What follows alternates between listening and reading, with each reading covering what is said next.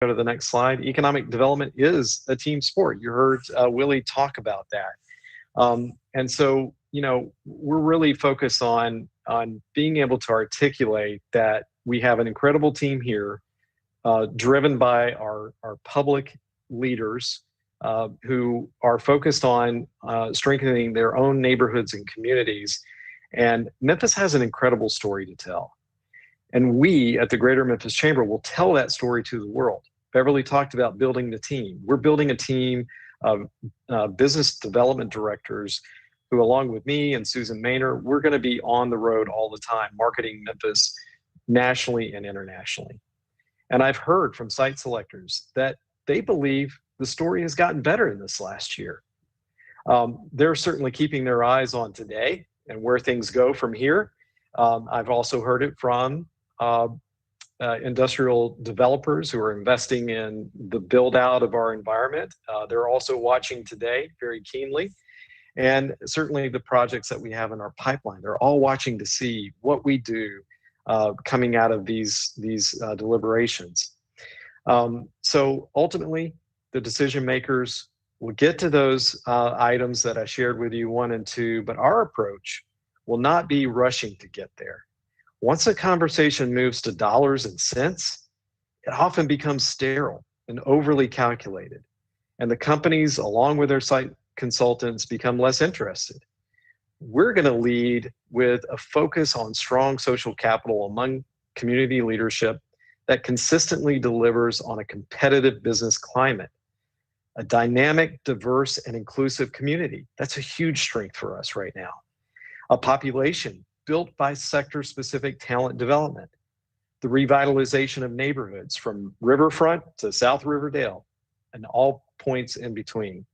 And we want to show that we can be a welcoming city for foreign direct investment and the expats that they bring. We have proximity to multiple world-class intermodal facilities, and our infrastructure is second to none. We have a strong industry university connection that I hope to continue to leverage, and the ethos of a city that truly moves the soul. Make no mistake, it is Memphis versus everybody. And I hope that whatever you consider moving forward, that you support our efforts on competitiveness. I would love for Greater Memphis to be, let's say, first in space on creating customized incentives that target the attraction of African-American owned businesses within the opportunity clusters that we have a focus on. Those will bring high quality jobs to the region. Nobody else is doing this right now. The same goes for creating incentives that directly influence businesses in those opportunity clusters that are striving to build a more diverse and inclusive workforce. Where better to place that investment and opportunity than Memphis? We can shift today's focus on creating thoughtful programs to entice these companies while also instituting equitable upward mobility for our citizenry. With that, let's go to the next video. Economic development on the front end has to be confidential because the type of investment, the type of projects that are happening, it may be a new product that's coming to market, there's competitive reasons. So on the front end, in having a discussion and weighing that out in public is a real disadvantage to that location. They don't want that discussed in public. So all of that is done on the front end. It's often new ways to make something. It's new types of building. It's often a competitive advantage is the reason they're investing in your community. Now, once it's all said and done and it's public and you've, as a community, you partnered to be a part of this investment to recruit that business there, then I do believe in transparency. The public has a right to see, how do we invest? Are we getting our return? Are the jobs there? Is the payroll there? Did they put the amount of capital that they said they were? And I think that's all fair. But on the front end, to have those discussions in public is really, you're really putting the client at a disadvantage when it looks as its competitors. When we are competing for a project, any number of events that are out of our control typically can deselect that community. And one of those issues is typically leaks to the media. And these aren't leaks at the state. These are leaks at the local level. And that is absolutely the recipe for being deselected. It could be very innocent, or it could be maybe not so innocent, but the repercussions are the same. And that is the deselection of that community. And the company just moves on to the next because they have, again, so many options. And so when you have somebody that leaks part of that project out that so-and-so may be considering, then it probably even not only has a negative impact on that location, but it also can have a negative impact on the publicly traded company on what are they doing. And so certainly anybody that breaches that confidentiality, it is not looked at as a favorable location. And when you start seeing negative press in a discussion about, well, we don't know that we're going to do incentives anymore, well, without even looking at or having an ability to consider a company and the value it might bring, that already is very disturbing to some of the clients saying, well, I may not even give it any consideration because if we locate there and we become a part of that discussion, do we, are we then in the public spotlight of saying, oh, they're taking public taxpayer money, it's corporate welfare, when in fact it should be looked at as an investment and a return on that investment. And so the more you read about that and it's out there in the press, you're starting in a position that you already have a negative perception with the client. Yeah, so economic development is fragile. There are so many factors that can go into whether or not we win the deal. And so what you heard there were a couple of perspectives on confidentiality. A lot of these projects have code names, and that's because they don't want to have their identity known. Their decision has likely a multiplier effect on their other operations and other locations. They could be a publicly traded company. You've heard that. So we're focused on creating an environment that's competitive, that obviously holds all of that very confidential until that point where confidence in a decision is made. Next, I'd like to show the next video that discusses a little bit about some success. When we were trying to make the decision as to where we were going to put our largest distribution center, there were a number of other cities that made very attractive offers. Some of them very close to Memphis. Some of them, if you put a blindfold on and listen to their presentation, you would think that they were talking about Memphis. We've got to be better. We've got to be together. We've got to be more collaborative. It was a very close call when Nike was deciding where we were going to put this facility because of the collaboration. And I tell you, the state and the city, at that time, the city was very instrumental in helping us. So as you see, it was the state government, the city government, the chamber that made the decision for Nike to stay here in Memphis or to reinvest in Memphis. We were already here, but to reinvest in Memphis. One of the things that really attracted us is that historically, this used to be the industrial section of Memphis. There were a number of other companies that were here a long time ago. And I thought that if there was anybody that wanted to be a pioneer in reinvesting and realigning in Memphis, that the Fraser Raleigh community was the best place to do it at. I think that it's a great community. I think that it has a lot to offer, and we just wanted to be a part of the first company to invest in this area out here. And as a result of that, Amazon has built a facility right next door to where our facility is. And I think that we're looking at other companies to come. And it's just a huge opportunity that we have the fortune to take advantage of, and also to have the chamber to lead in attracting those companies to Memphis. What we've learned in this business of recruiting is our job is hopefully to recruit the great global brands, because we as a state then become defined by the global brands that call our state home. And it's a little bit of a follow the leader mindset, that if company A, maybe a competitor or a great recognized global brand, arrives in your community, they've already done a lot of the legwork. And so there's a little bit of a follow the leader mentality. Memphis is my home, and I don't think that there's any better city to have Nike make the investment in Memphis. Not only is Nike in Memphis, but Nike has invested in Memphis. And I think that that was a huge piece for me and for the city. Now we have about 7 million square feet of supply chain and logistics space in the city of Memphis. So we made a huge investment in Memphis, and we continue to look to do a lot more in Memphis. And not only do we want to be in Memphis, we want to be of Memphis. So we want to be a part of the community and everything that it takes to make this city more attractive and a lot better.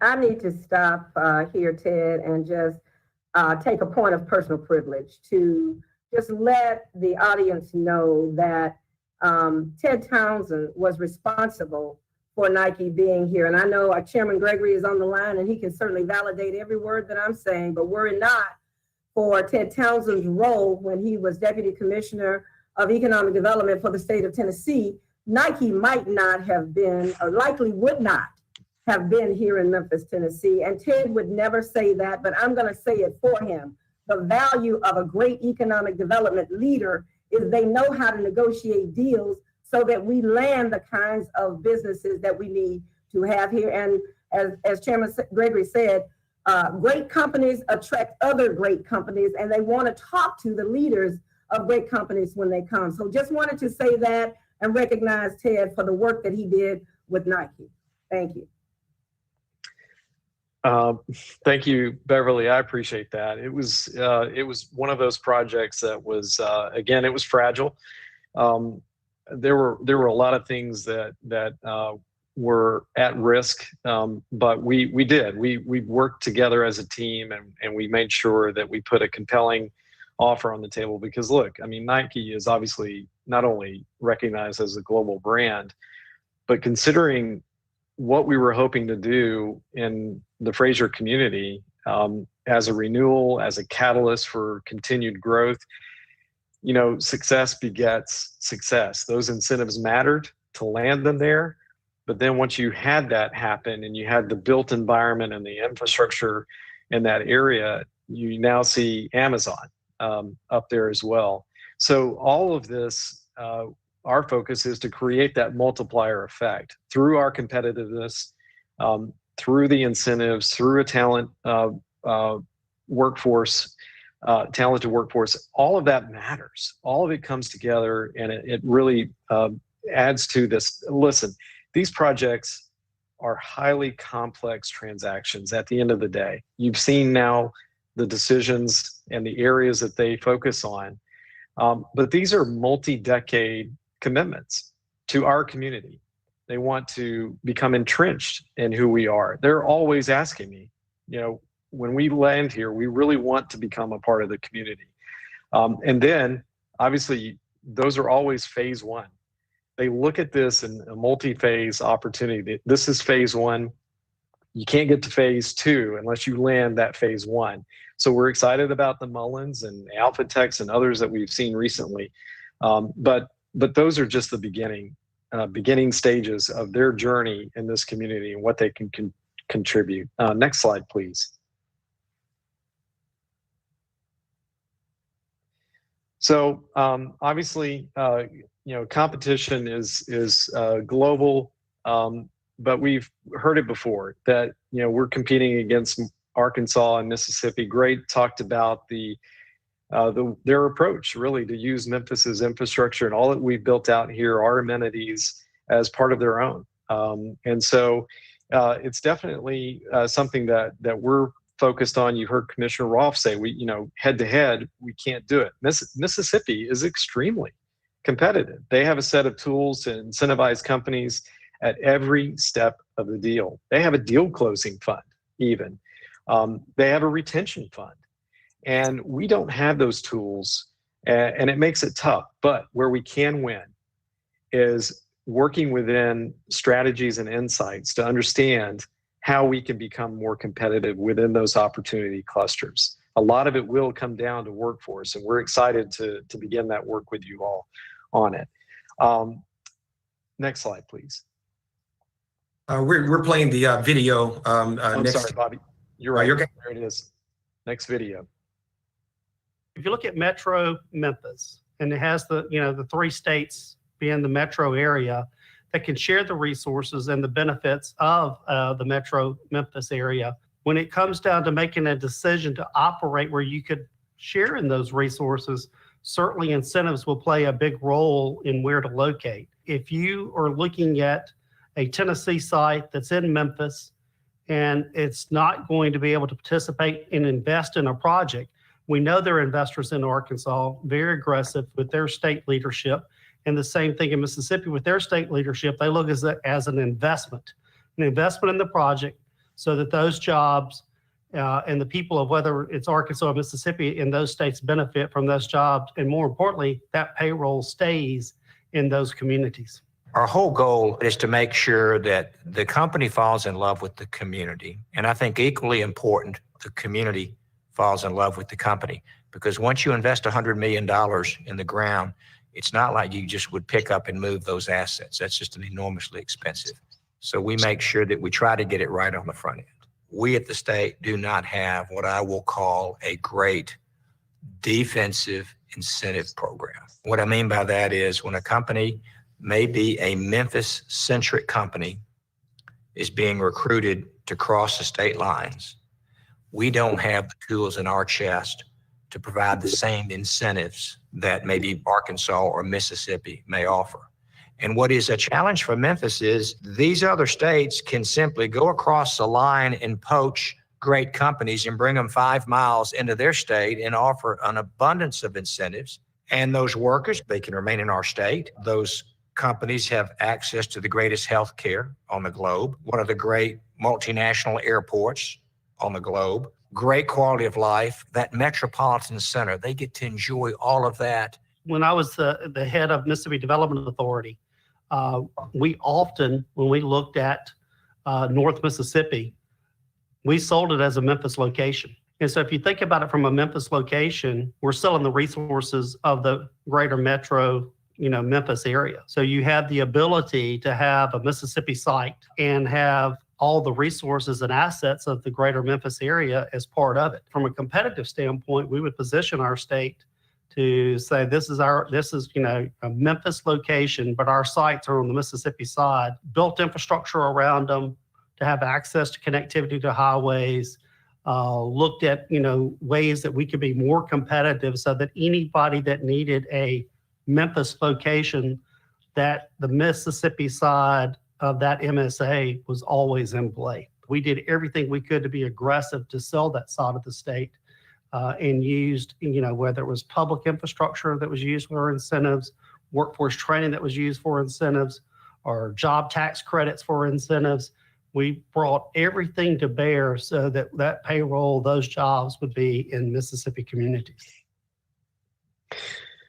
I like Gray. I have a lot of respect for him, but if after seeing that you're not mad, we're all doing something wrong. That really has it's always frustrated me because they do have an income tax. They leverage that really off the backs of the employees that work for these operations, and they put it right back in cash into the companies. So it's really something that is problematic, and I'm hoping that we can all work together on getting mad at that, because Mississippi is still doing it. That hasn't happened. But let's not get stuck there, right? It's not just Mississippi and Arkansas that we're competing against. We're, as I mentioned before, we're competing globally, and attracting that kind of investment into our community is what we will be focused on. We're going to go out and target high quality jobs. And so, Memphis and Shelby County can do this. And I want you to look at the next slide at job growth. This is an example of Memphis versus the peers that we typically have to compete against on these projects. You see the tremendous success of Austin, Orlando, and Nashville. And you see where Memphis is in terms of the 1.34% job growth pre-pandemic over that 5-year period of 2014 to 2019. So an acceleration of that job growth is what we're really focused on right now. Yeah, the 9,000 jobs in our pipeline, they can help do that. But we have to focus on our competitive market position so that we can really increase that level of growth, accelerate it so that we can compete with other leading metropolitan peers. I just thought that was a sobering set of data that was important for us to see, where we are not even keeping pace with Tennessee's growth, which is 1.98%. But if you can imagine just moving up incrementally on this list, where we're jumping ahead of the Kansas Cities and the Indianapolises, that's going to have a direct impact on our gross domestic product, on personal household income. All of these metrics are those that we are focused on every day. We're creating a dashboard. We'll talk about that in a little bit. But we want to understand where we rest in the national landscape of our peer cities that are also vying for these incredible, exciting announcements and projects. Next slide, please. So why do companies invest in a market? I felt it was important to define what competitiveness means. And we need to know where we are trying to compete, what kinds of jobs we want to attract. We have to define that. And then we have to make sure the assets in our community line up with exactly what a company with those jobs is looking for in their search process. One thing we know is that we want to be competitive for those high quality jobs that pay great wages.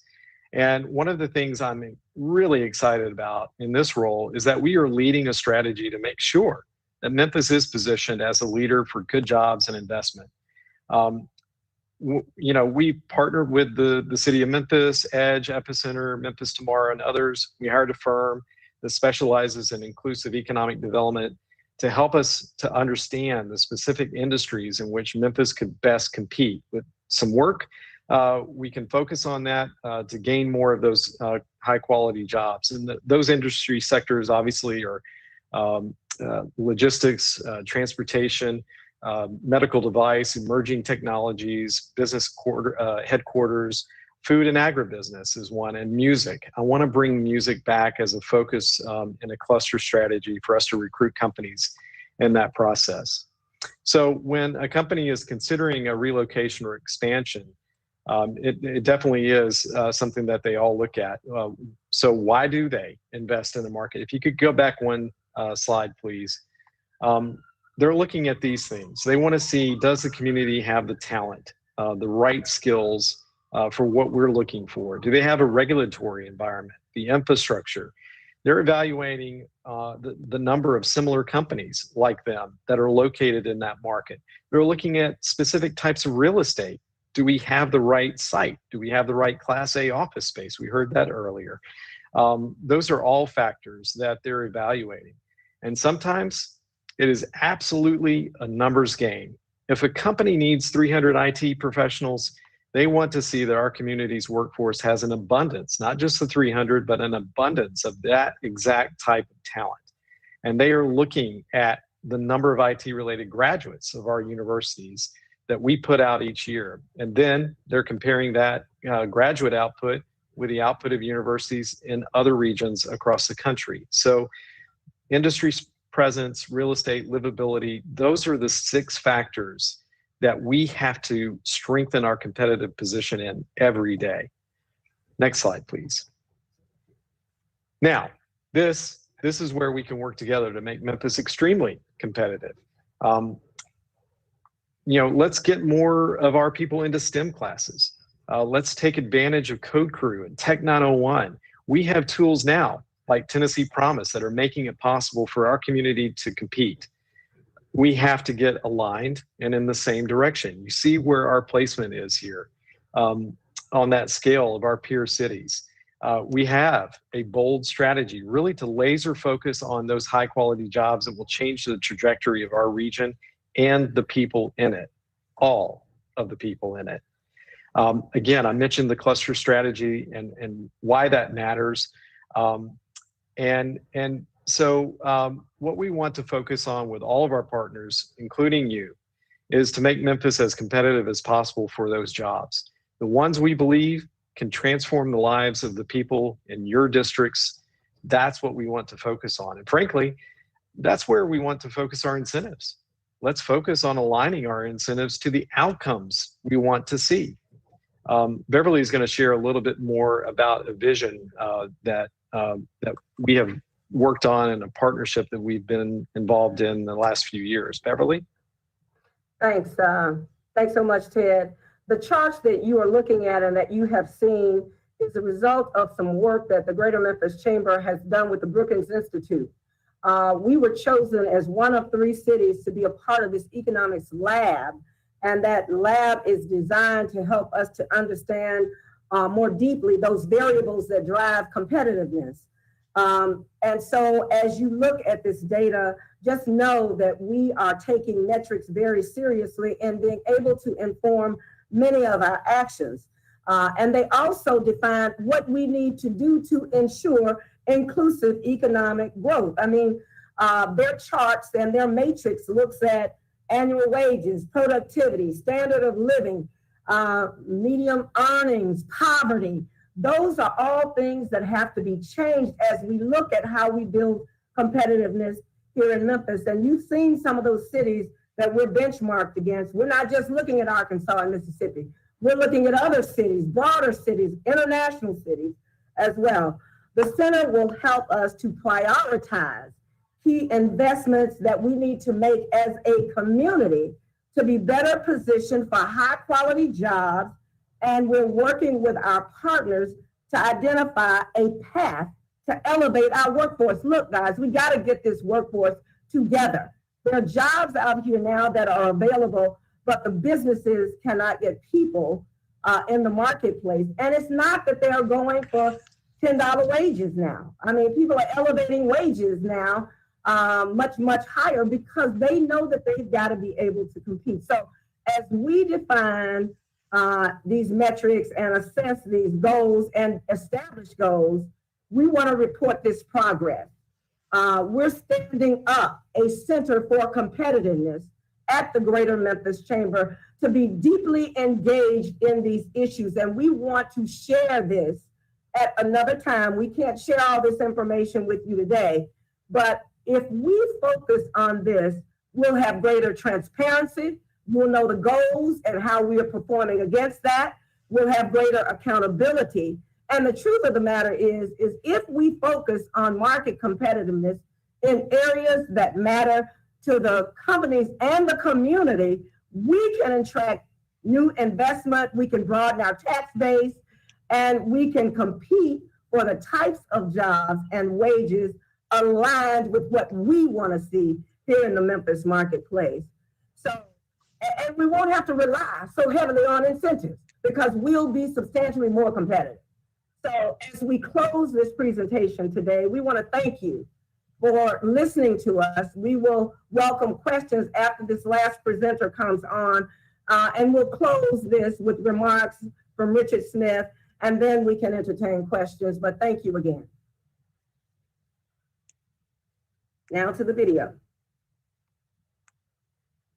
Every project's competitive. And these companies, when they typically make the decision that they're going to invest in the U.S. or expand in the U.S., the Southeast is just such a rich area of this country because of the workforce, the quality of life, low union, and great family wages. So when you look at those data points, a lot of companies in the site consultants will focus on the Southeast. Incentives are very much a part of the conversation. Sitting here in Florida, Florida's a state that now has really limited their incentives from a state perspective. And what they've seen is the pipeline now dry up because, you talk about all day long that, oh, people are going to locate in Florida because of the sunshine. There's no personal income tax. Well, guess what? Sitting in Tennessee, there's no personal income tax, and you have sunshine too. You have a river, you have a lot of great things. But at the end of the day, businesses are going to locate, and when all things being considered, where there's an advantage and a competitive advantage to be there. And so again, as I said before, the business case, whether it's Memphis or somewhere else, to do away with the incentives, you just eliminated yourself from a process of many projects that know that they're looking for a strategic partner to be part of. To eliminate incentives, you're making a conscious decision to remove yourself from the process of competitive projects. And so if it's a competitive project that's looking at Memphis or St. Louis or whoever, by saying, well, we're just not going to offer incentives anymore, there are several projects that you probably will never hear about that have already marked you off the list. And it's not because it's a lot of people think it's just a cash investment they're going to locate here anyway. Again, all things being considered, this is the way that you can have an advantage over another location and a partner that's long-term. As the former chairman of the Greater Memphis Chamber, as well as someone who has represented FedEx, the largest employer in Memphis, many times within our community, I have a unique perspective on our economic development apparatus, and my critiques are well documented. We absolutely need more oversight and transparency and public accountability for results against a published strategic plan.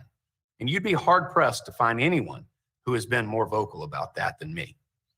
We did attempt to address much of this via our Regional Economic Alliance, but it has not gone far enough in my view and needs to have more teeth to be successful. I've been among the leaders who have sat down with businesses that we are trying to attract to the region. And there is a misconception in the community about how much leverage we actually have in those conversations. We've all heard the mantra, location, location, location. And companies typically hire site selectors and experienced consultants to help them make these decisions. They've done their homework, and they come armed with binders of data and information on issues like the quality of our workforce and infrastructure, crime, the public education system, and other quality of life concerns that are vital to their business interests. Unfortunately, such issues are usually headwinds that we have to sell through by highlighting other advantages of locating in Memphis or Shelby County. And now, the COVID-19 pandemic has exposed many companies to the benefits and potential cost savings of allowing employees remote work flexibility while reducing or completely eliminating physical office space. These trends have accelerated around the world, and if they continue, will further decrease our leverage as we seek to attract companies to call Memphis home. Our community must consider these market changes before we lean too hard into any policies that could repel the higher wage, salary jobs that we need to attract and retain here. Another factor is the impact to wages, and particularly in those hourly wage jobs that are equally important to our community. Economic development and growth in these jobs leads to competition for workers, which in turn puts upward pressure on wages and is the primary driver of wage increases. As a direct result of that competition for labor, brought about by successful economic development and growth in logistics jobs in the MSA, combined with a high demand for our services caused by the pandemic, FedEx has increased hourly wages twice in the past 12 months, and we have over 2,300 open positions right now at the Memphis hub, with starting pay up to $20 per hour now, along with full healthcare and retirement benefits and college tuition fully paid for. So please send anyone you know looking for work in this community my way. This is incredibly significant considering our employment presence here. The Memphis hub alone requires over 13,000 people to run it. And all of those team members have been the beneficiaries of the wage increases that I just mentioned. Finally, I've been a customer of our economic development ecosystem when I did the deal for the former Gibson Guitar building to make it the headquarters for FedEx Logistics and converting that facility into Class A office space, bringing with it many high-paying jobs to downtown Memphis. These jobs theoretically could have gone anywhere in the country if it met our needs. And that was before the radical workplace changes instigated by the pandemic. Furthermore, it was very costly to convert that space for alternative use, costing us over $45 million to do so. So without the incentive package, I can assure you as the decision maker that it would not have happened. There was clearly a give and take between FedEx and local leaders, and the deal we negotiated benefits us all. Instead of seeing jobs leave the area and a large building at our city center across from our NBA arena continue to go vacant and fall into disrepair for years and years. Now it is a vibrant headquarters facility housing hundreds of high salaried positions. In the case of pilots and economic development, we cannot forget that if these businesses do not come, we gain nothing, and sometimes we stand to lose very much. That's not to say that we should completely give away the store, mind you. But remember that we are talking about tax incentives on dollars that won't come at all if businesses choose to go elsewhere. 100% of nothing is still nothing after all. So the thing to consider is whether or not there's an opportunity cost in doing the deal. In other words, is someone else likely to do something with that particular property with lesser incentive? In the case of the FedEx Logistics headquarters downtown, I think you would have been hard pressed to find anyone else who was going to renovate a guitar factory downtown in Memphis for some other use. This is why you've got to look at all aspects of a deal, not just broad generalizations about incentives extrapolated from data and other publicly available sources that you attempt to apply to this particular community or to a particular deal that you don't have the appropriate insights on. Each situation is unique and has to be taken on its merits. So thanks again, and let's continue our work together to make Memphis a better place to live and work, both now and for future generations.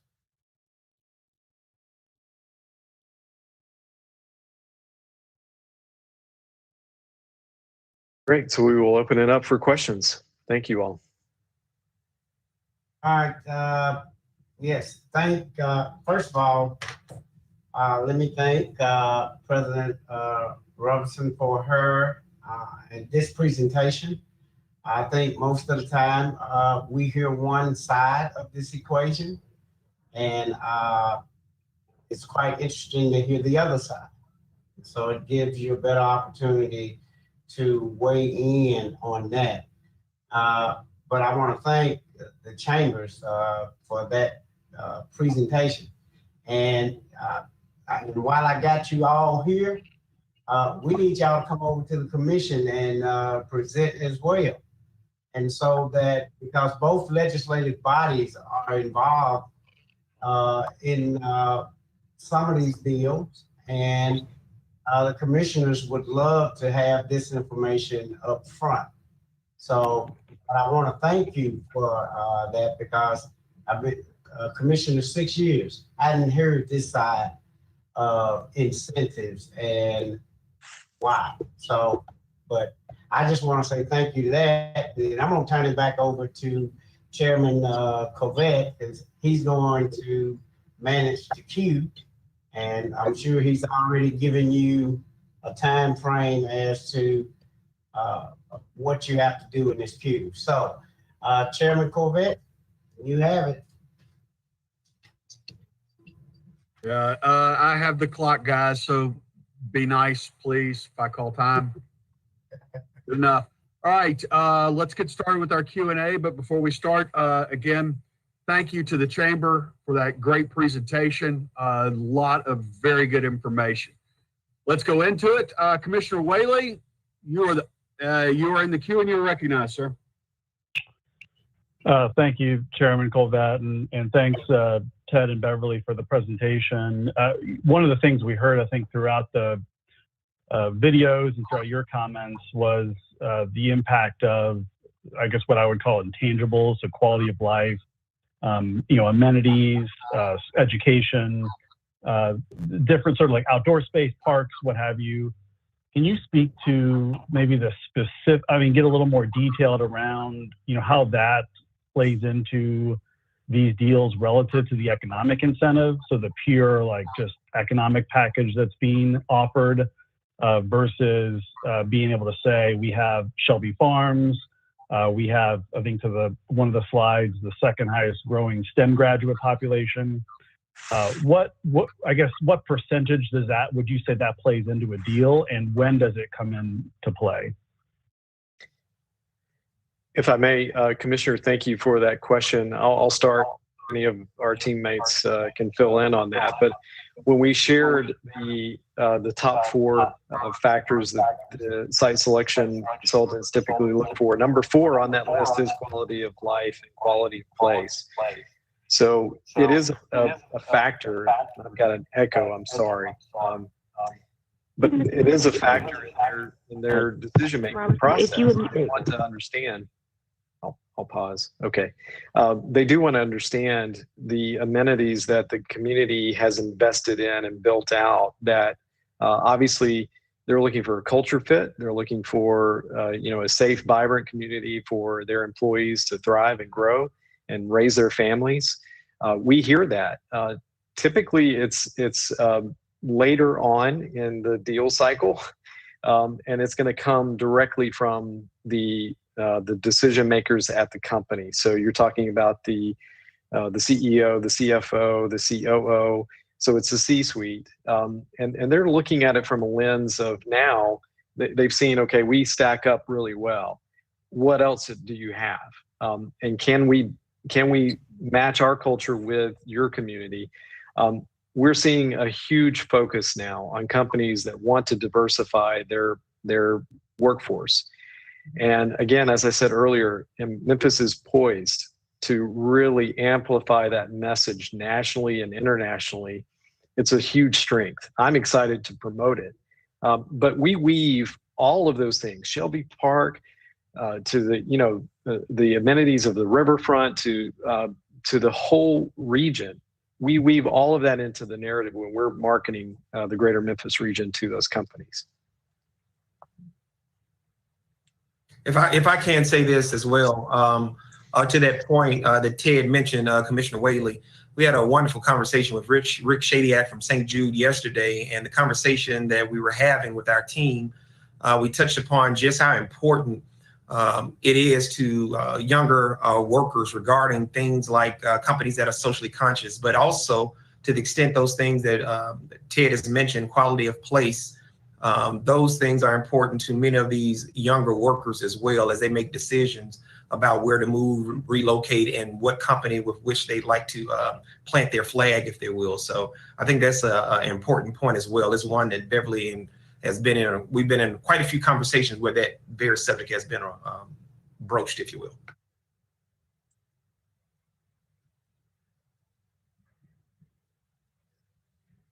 Commissioner Whaley, do you have anything further you wish to ask?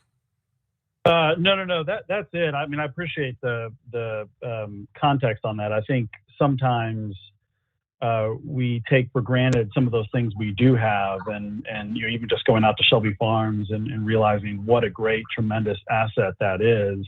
That also is an economic development incentive, and it's not something that's done separate from it. And so I think to the extent that we can include those things on the front end, those really unique quality of life factors that I think people are even more so now interested in, to be able to get outdoors, have the space, have those amenities, I think could potentially be an even greater part of how we pitch, for projects, that it's not just the things that everyone will do, which are economic incentives. It's also those things that make us unique from a quality of life perspective. So thank you, Chairman Colbert. All right. Thank you very much, Commissioner Whaley. Councilman Jones, you're in the queue. You're recognized. Thank you. Anybody can answer the questions that I have, but my first question is, who approves economic incentives in Nashville? Who approves the incentives? Yes. In Nashville? Are you talking about local incentives or state incentives? Local? Yes. Yeah, I believe it's their metro government. Okay, so the council. I believe. I think that's right. Okay. So the point that I'm making, and they have an industrial development board as well. Gotcha. So I guess where I'm going with this, I know that Commissioner Rolfe mentioned leaks, if you would. Our combined bodies are comprised of 26 members. Nashville, if it's the Nashville City Council that's approving those, they have 40 members. So I would just contend and providing some pushback on this idea of leaks and transparency. And my objectives have nothing to do. I recognize the need for there to be some type of confidentiality with these things, but I would contend that the chances of a leak of a 40-member body is greater than the chances of a leak of a 26-member body, just based upon the sheer number of individuals on that approving body. In some of the comments that was made, I remember hearing Mississippi is competitive. Mississippi is competitive how and in what industries? It's always been my position that when we look at any surrounding county, they have way more raw virgin land to build huge distribution facilities versus of Memphis. When just yesterday, and I sent an email to my council and commission colleagues. Just yesterday, Nashville announced that Oracle is looking to invest over $1 billion, 8,000 jobs, averaging over $100,000. They're not. That's an enterprise that's going up. That's not one where they need thousands of acres to build a 500 1,000 square foot facility. That's what Mississippi offers. So, I think that if we feel that we have to compete with that, we're just going about it the wrong way. I can tell you that we don't. That's not anything that I feel that we should be competing about with Mississippi distribution warehousing positions. If you're telling me, now I understand that Google may have located in DeSoto County. Yes, in my estimation, that's a loss to us. That's somebody that I think that we lost to. But to say that we lost to a facility that needed thousands of acres for a warehouse, we're not competitive. We should be competing in that. And I think that I'm of the opinion that anybody who feels that you shouldn't be in that job for Memphis. A lot has been, I'm looking at the talent slide that talked about bachelor's degree attainment population 25 to 34 with bachelor degrees plus. And Nashville is on the top of that list. Colleagues, yesterday I met with Shelby County Schools. Some of you may have met with Shelby County Schools too. Shelby County Schools indicated in a lot of measures, if we're talking about talent, if we're talking about education, and a lot of people that I've heard over the past couple of weeks in these meetings, and even before, wanted to use education as an excuse. And I know you may not have this information, but I would contend that this population of 25 to 34, these are not homegrown Nashville native people. They recruited a lot of these people. If that were not the case, based upon what their education attainment is, they wouldn't have landed any of this.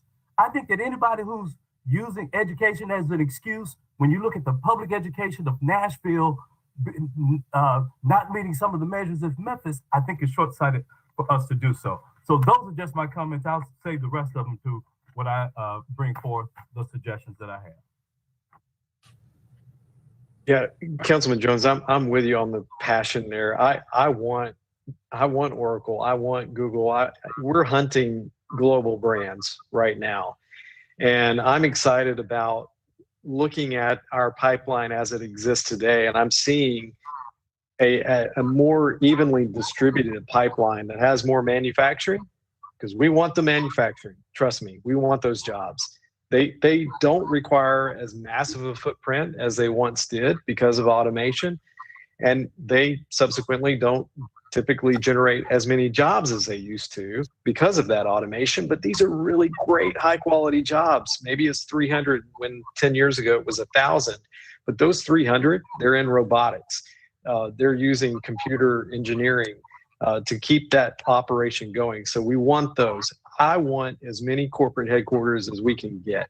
Listen, I commuted to Nashville for 5 years. It was important for me to remain a Memphian, even though I was deputy commissioner, working in Nashville Monday through Friday. And I saw the cranes, and I was frustrated that we could not get more. But I can tell you this, Memphis has every active ingredient, if not more than Nashville has. And yeah, I've got a chip on my shoulder, and I want all the smoke. I really do.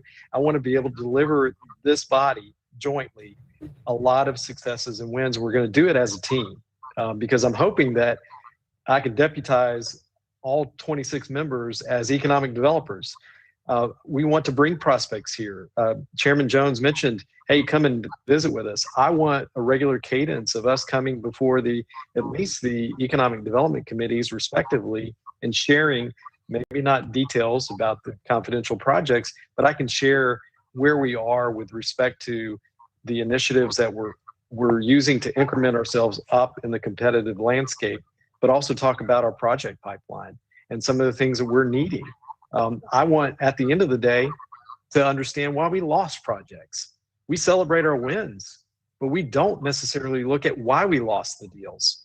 Was it a breach of confidentiality? Maybe. That's probably not going to happen very often, but it probably was because we didn't have, a 100-acre site that's rail served, that's in close proximity and has all the utilities. Sometimes that's a struggle. But listen, please know I'm in full alignment with you.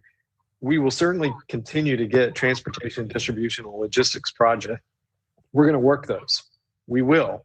But my focus is to really evenly distribute, diversify our pipeline I want to focus on advanced industries, emerging technologies like Mullen. The electric vehicle space is booming, and I want Memphis to be the epicenter of that in the state of Tennessee. Thank you. You know, I would be remiss if I did not commend all of those who landed Mullen. I think that might have been, it was announced maybe the day after we met the last time. But yeah, I want to incent ones like that all day, every day. But good job, everybody. And Ted, you know, I remember you were in your position with that when I first met you, right after when I first joined the council. And so, you know, as far as your ability with this, hey man, I think you're the right person for the job. Thank you, sir. All right. Thank you, Councilman Jones. Council Lady Logan, you're recognized. Thank you, Chairman, and good afternoon, everyone. I've had audio and technical difficulties, so if I missed this, please excuse me and just let me know, and I can go back and listen to the recording. But I'm interested to know what is being done in the workforce development area. What specific things are you all doing? I noticed that I've heard a number of times that that's one of the barriers to us attracting the industries and businesses that we're looking for.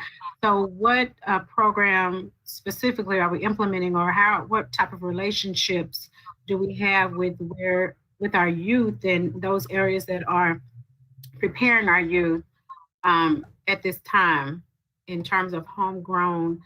We know we're looking for some immediate areas for trained staff and trained workforce, but how are we also creating and grooming and preparing those young people? What types of investments do we have in our system here?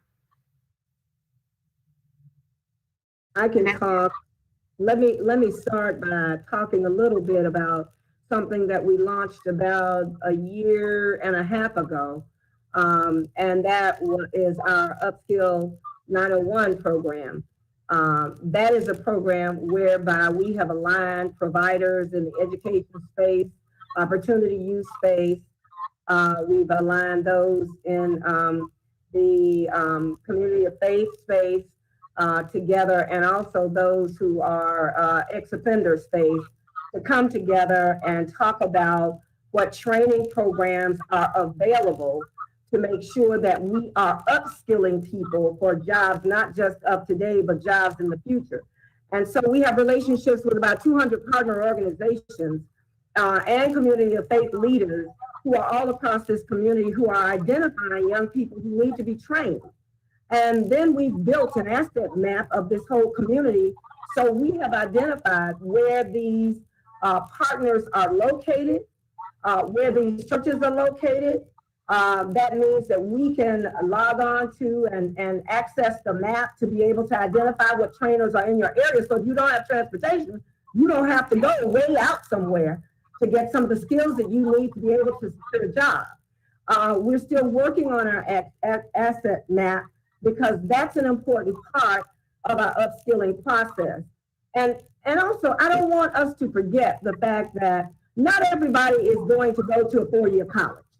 We need to be looking at the trades, and we are looking at the trades. We're looking at CCTE programs that Shelby County Schools have. We are building relationships with Shelby County Schools, so business leaders sit at the table with Shelby County Schools, and they provide the research data that will come from the Center for Competitiveness. So the schools need to know how to build curricula around those in-demand jobs. That hasn't happened before. We're talking to higher education, because higher education leaders need to really understand what is it they need to be training for. You know, the educational model that we have in America today is probably about 50, 60 years old. We haven't changed it yet.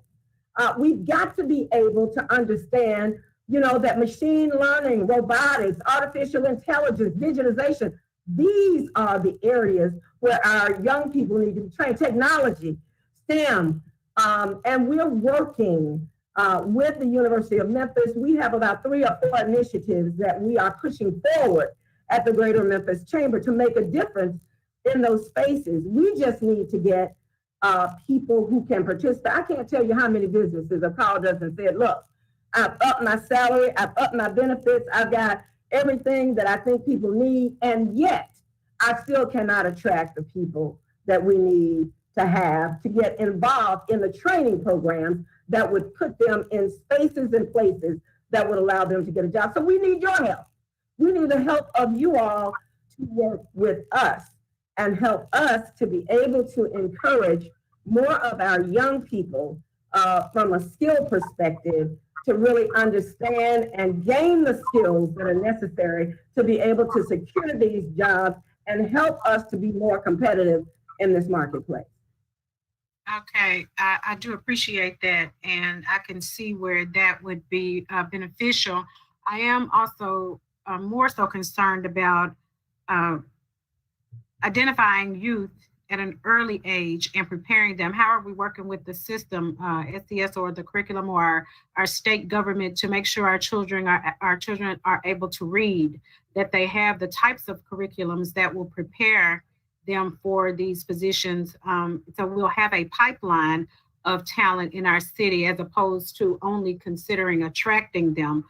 And that has to, I would, state, or I believe that has to happen at an early age, from preschool, elementary school on up. We identify those that have the propensity for these positions, and we identify them and groom them, and have options for our youth if we want to see the pool of talent increase from within. And I do think that we have some very talented young people, but there are so many things that come up as they matriculate through school that, that those numbers are just not there for the industries that you all are courting.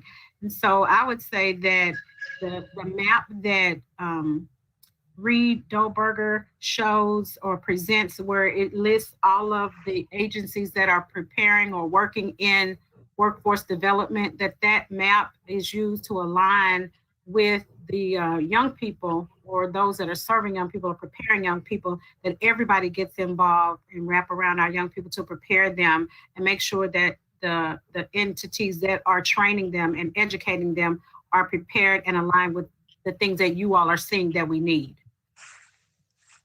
Thanks. Thank you so much. Thank you. I appreciate the work that you all are doing. And I'm glad that we are having these meetings so we can really kind of flesh out where we need to go and align everyone around the same common goal or create those goals. Thank you, Chair. You're back. All right. I want to thank staff for the new timesheets. Mine kind of looked a little rough. Thank you, Council Lady Logan. Commissioner Sawyer, you are recognized. Thank you, Councilman Kovac. Good afternoon, everyone. I will keep my comments relatively brief. I think one thing that I wanted to start with was Councilman Jones's comments. I think one thing that wasn't gleaned from what he was sharing was not just that we want these businesses, but we also want these businesses to prioritize our people. We talk very often about workforce and labor without thinking about the everyday lives of the average Memphian. We talk about beneficial things such as Shelby Farms without considering the transportation desert that a lot of the people who will be hired into these positions work into. What I would love to see are way more opportunities of collaboration, and Beverly and I talk about this a lot. And find we're on the same page more often than not. I'm a millennial. She's a boomer, and we have different ways of communicating. But I think one of the most important things here is, I received a CS's presentation this morning, and they're begging for partnerships, and I know that you all have really been expanding on that. But I just can't say more. Ted, in your presentation, the first box of the 6 things that you said businesses looked at is talent. we can't talk about talent without considering the poverty rate, without looking at race and class. And I often find that missing from these conversations. I know that we have to present these things to different people, but I just don't understand how we have any conversations in Memphis without pulling in the issues that we continue to face in 2021 about race and class. And so that's one thing that was missing here for me today, because there are different experiences that people are having in this city. I worked in schools and with teachers and students for almost 6 years. And I can tell you all that we have children who live off Chelsea who have never seen the pyramid, who have never seen the Mississippi River. I've been in Kingsbury High and the kids couldn't point to me what way to go to walk to Union Avenue, less than 5 mile walk, from their school. And so some of these opportunities are ones that the business community and government, us as elected officials, should be partnering to fill in the gap, because someone who's seen the world, someone who's seen their city, someone who's been able to leave their neighborhood already makes you a more prepared employee, a more prepared asset to this workforce that we're trying, this world-class workforce that we want to build. I repeat this statistic over and over again. It'll be shared tomorrow. Our students are currently, thank you, Chairman, our students are currently showing about, last year it was reported 20%, right now it's 40%. 40% of youth graduating from Shelby County schools are neither prepared for work nor college. And we're trying to get that to 70% by 2030. That's a decade away. That goes with certifications. This is one of Governor Lee's benchmarks. And so there's a lot of opportunity again for partnership. And that's what I call for. That's what I'm asking for.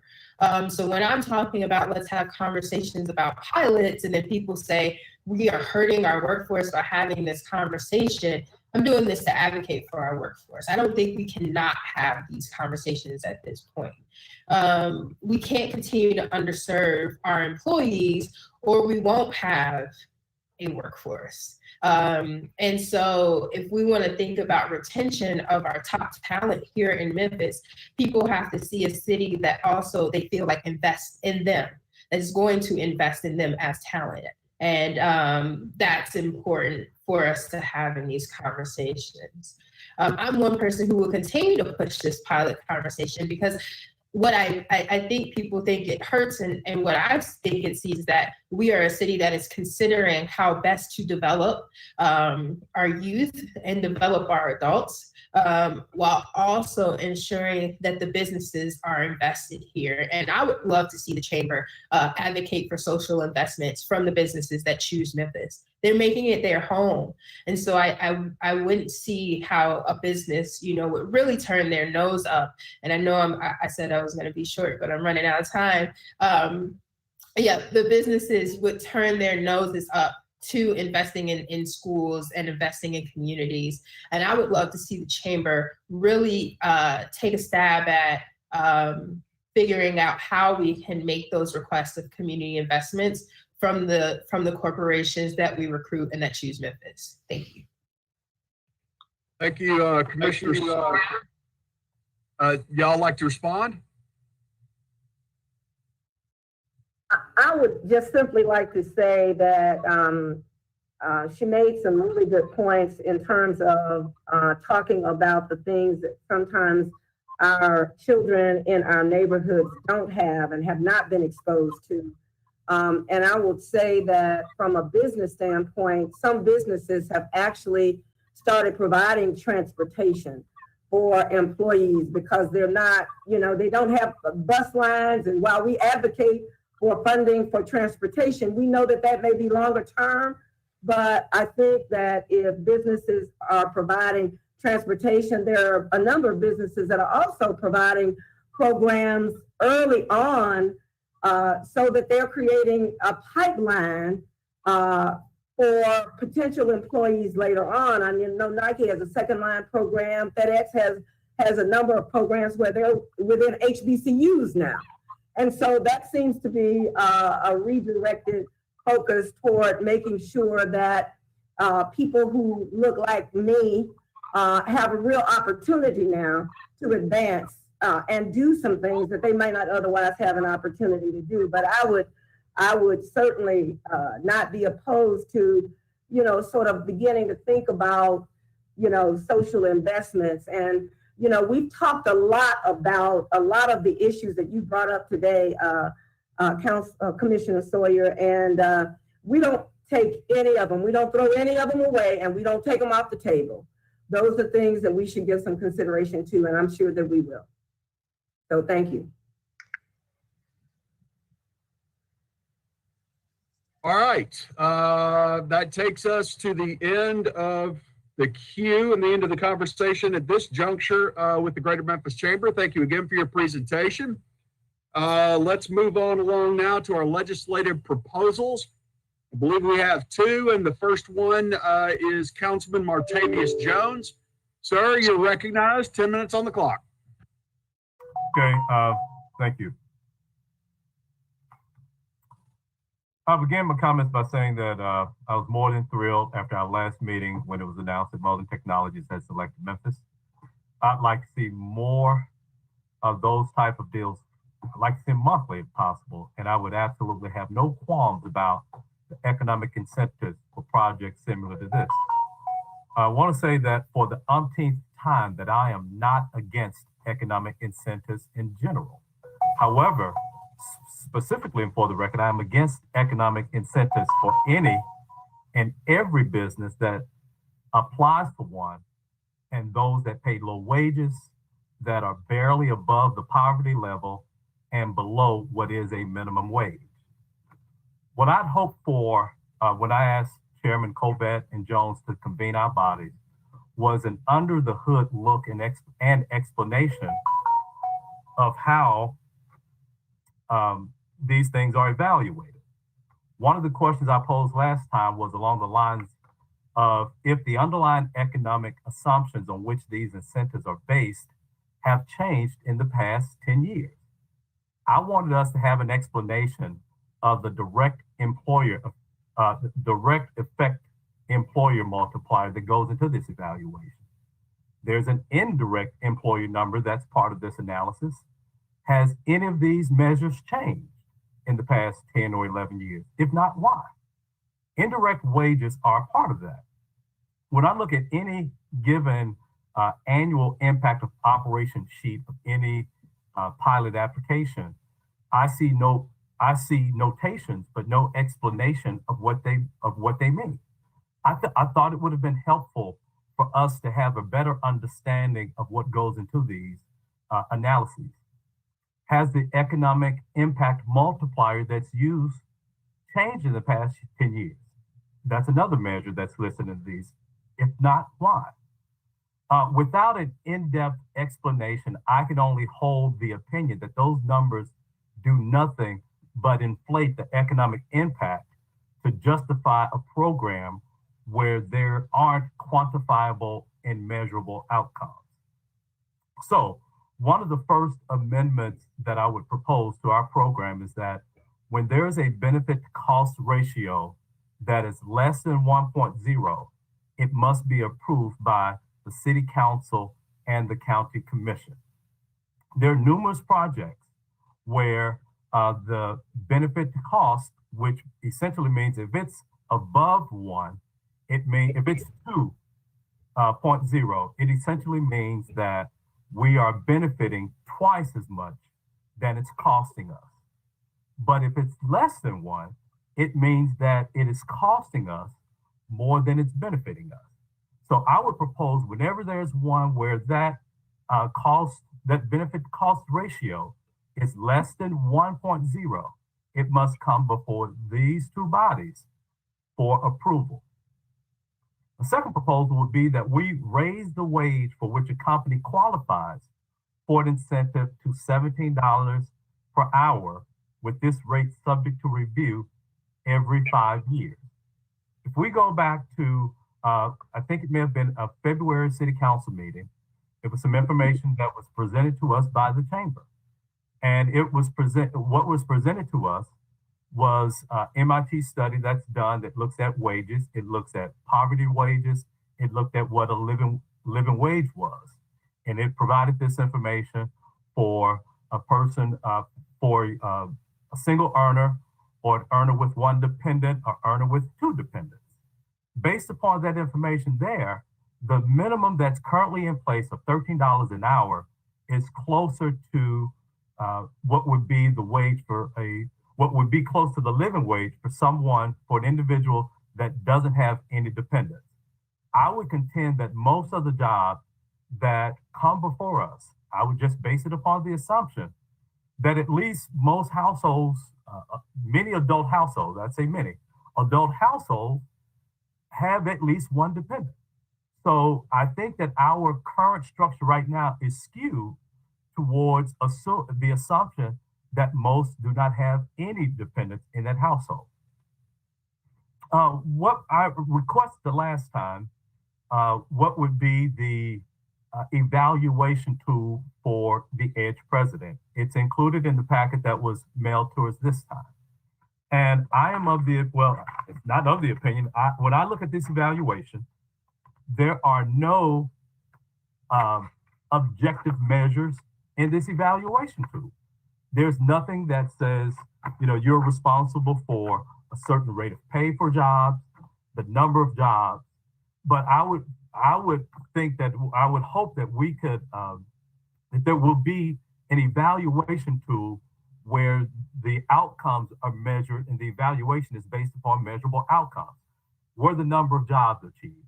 Were the pay rates for those jobs achieved? Versus having subjective measures in here, as demonstrated here, pursues better ways to get things done, acknowledges mistakes and learns from them. Folks, we're talking about the economic prosperity of people living in here, but there's nothing by which these measures can be made in here. So that's a suggestion of mine as well. I would also require that every jobs pilot recipient, submit an annual census of where their workforce resides. I would contend that it doesn't benefit the members or the citizens of Memphis and Shelby County if hypothetically a third of the workforce resides in Mississippi, a third of the workforce resides in Arkansas, but 100% of the tax burden remains with people who live in Memphis and Shelby County, but they are only holding a third of those jobs. Now, whether we do something with that information now, that stands to be answered, a question to be answered at a future time. But if we're not tracking that, if we're not measuring that, then we have no idea of what the benefits of these jobs are.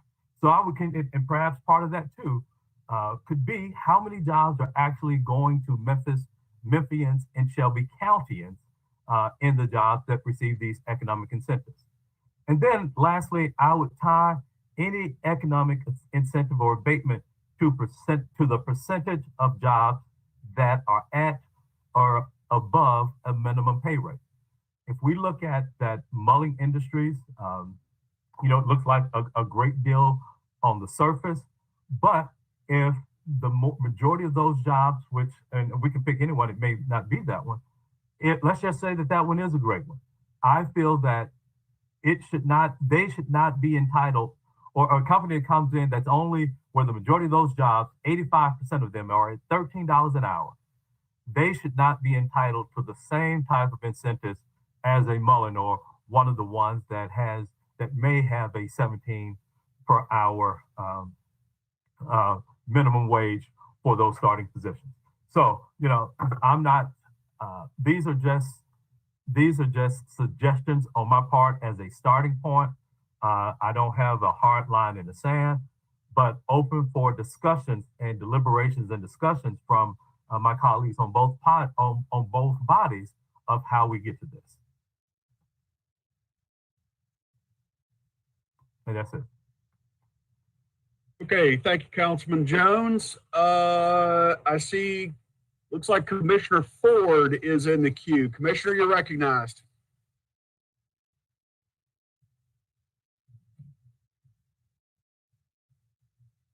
Commissioner Ford, you might be muted. Here I am. All There you right, go. can you hear me? Yes, sir. All right, good afternoon, everybody. Hold on, let me do this so y'all can see me, okay?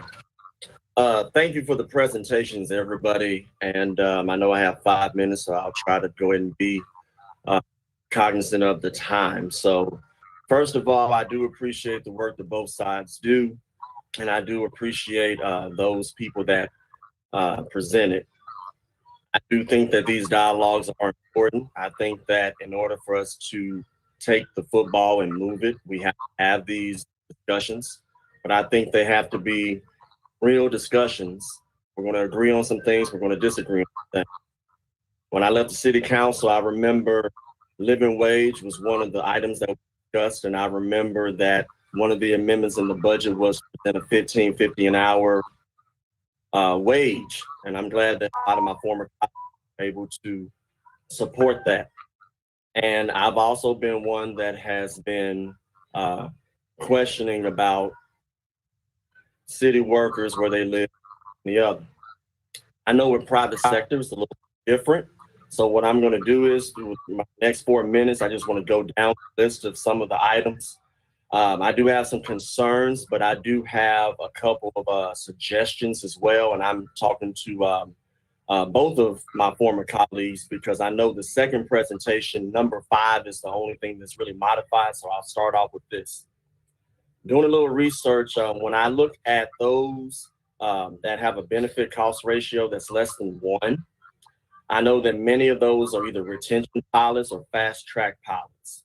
So one of my concerns is the deal being killed before it even reaches the council or the commission as far as looking at the benefit to cost ratio. And I'll give you one example. You had the retention pilot with McKesson, for example. It was not renewed, and you had hundreds of jobs go across the line to Olive Branch. I just want to make sure that, and I can't see it on this one sheet of paper, hopefully we'll do a little research on it. I just don't want the implications of doing away with a fast track program to negatively affect small business and other businesses when we look at the first item, check mark. That's number 1. Number 2 and 5, I'll put together. As far as the 17 an hour is concerned, I understand as far as living wage is concerned, we have a poverty rate. I would ask those who have proposed amendments, if this 17 does not include benefits, what would the lowest with benefits possibly be? Could it be $13.50? Could it be $15? Would that sway anything as far as that's concerned? With the minimum threshold being possibly $13.50 plus benefits or $15. And then as far as 5 years, I don't want a legislative body to be skipped through the process. So I would recommend that the 5-year either be 3 or 4 years. As far as the third bullet point, I probably need a little bit more information on that because I just want to make sure that that's not another opportunity for site selectors where they strike us off the list. But let me talk about number 4 a little bit. The difference between public sector and private sector. We can make the rules easily or try to make the rules easily when we're looking at public sector. My concern is, and if either council member who has an amendment can give me some more information on this, don't get me wrong, trust me. I wish we had an income tax. I wish we had an occupational privilege tax because we've got 100,000 employees that live, work, and play in Shelby County, but they live somewhere else. I get that, trust me. But I just want to make sure that we don't violate the interstate commerce clause or anything else like that when we look at policing where the local companies are, where they're allowing their employees to live. And I just want to make sure that we don't have anything from a legal standpoint or whatnot. And then lastly, what I'll say is, and this is for Edge and everybody else, because I don't want it looking like I'm just looking at the presentation that's in front of us, the proposed amendment. I agree with several of my colleagues, especially my female colleagues, that there has to be a little bit more transparency and accountability for results. I think that's the reason why we're here. I think if we have a strategic plan, a lot of the things in the strategic plan are not necessarily actionable. We need to make it act. If we need to publish an annual scorecard, we need to do that. If there are items like what Councilman or Councilwoman Logan or Commissioner Sawyer want to add to the toolbox, I think we need to add those to the toolbox. And we should have quarterly reviews. And Chairman Colbert, I know that my time is up. I just wanted to make sure that I went down the list on what my concerns and questions were. And I looked at my research, and I will feel free to listen to those who have brought the amendments. So thank you for. All right. Thank you, Commissioner. I see Councilman Morgan's in the queue. You're recognized. Thank you, Mr. Chair. And I appreciate the presentations again today and the information we've received. But because time is short, I'll try to keep it to proposals and something that I would like to see proposed in the city of Memphis and Shelby County.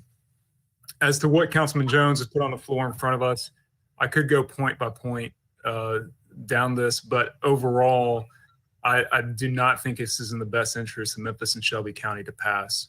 I think the overall theme we've talked about today and in our last meeting was competitiveness for Memphis. And if we want a company to be here and to invest in our city and some of those auxiliary services of government and get involved in the community centers and the schools and the parks, first we have to be able to get them here. And to do that, we have to win that competitive bidding process. And everything that's in this proposal makes it more difficult for a business to locate to Memphis, not easier, not more enticing, not more attractive. So that would be the primary, I guess, source of my opposition to this, where I get Councilman Jones and what he's saying is philosophy that there are jobs that pay between $13 and $17 an hour, and that's not what we should incentivize. But we also have to remember that Memphis and Shelby County is a large marketplace, and jobs that receive pilots or TIFs or are part of TDZs, they do not make up the majority of that marketplace. In that marketplace, we still have a number of jobs, my constituents and yours, that make $8 or $9 an hour without benefits. And they would love to have jobs be incentivized that bring in $14 an hour in benefits. What that does is then creates a demand at those lower paying jobs that in order to retain talent or to retain those individuals, they're going to have to pay more. But if we try to skip past the middle of the market in terms of pay, and this is something that Reed Dolberger talked about, we're going to be leaving Memphians behind. We have a large population, 16 to 24, that has not graduated high school, that is not in college, and does not have a job.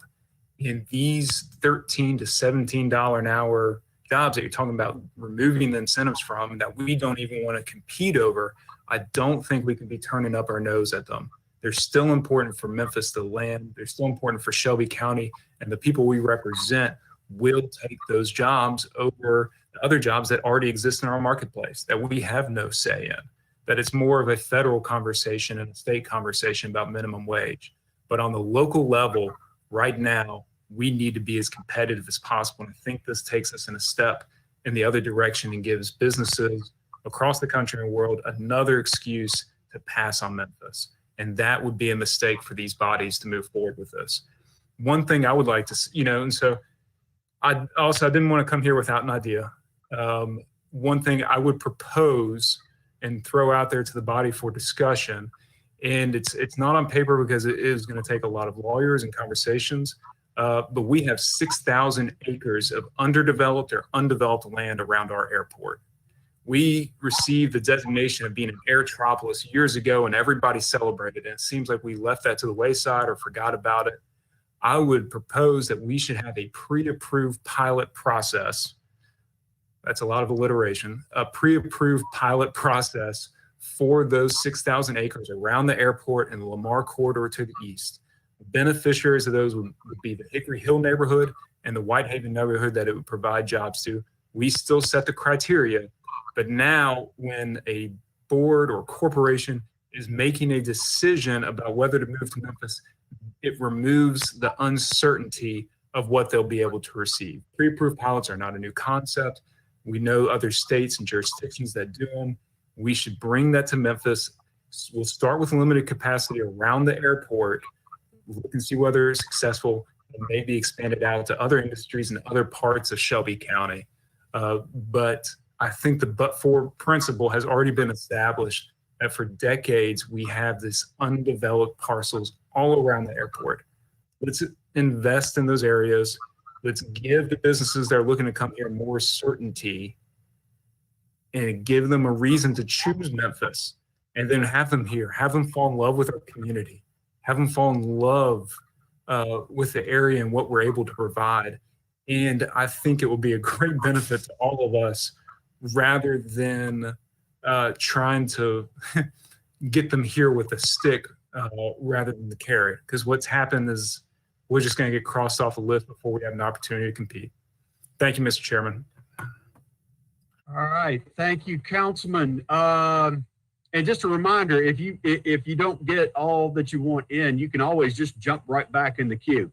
I see Commissioner Ford has done exactly that. Commissioner, you're recognized. I'll be quick. I won't have to use 5 minutes.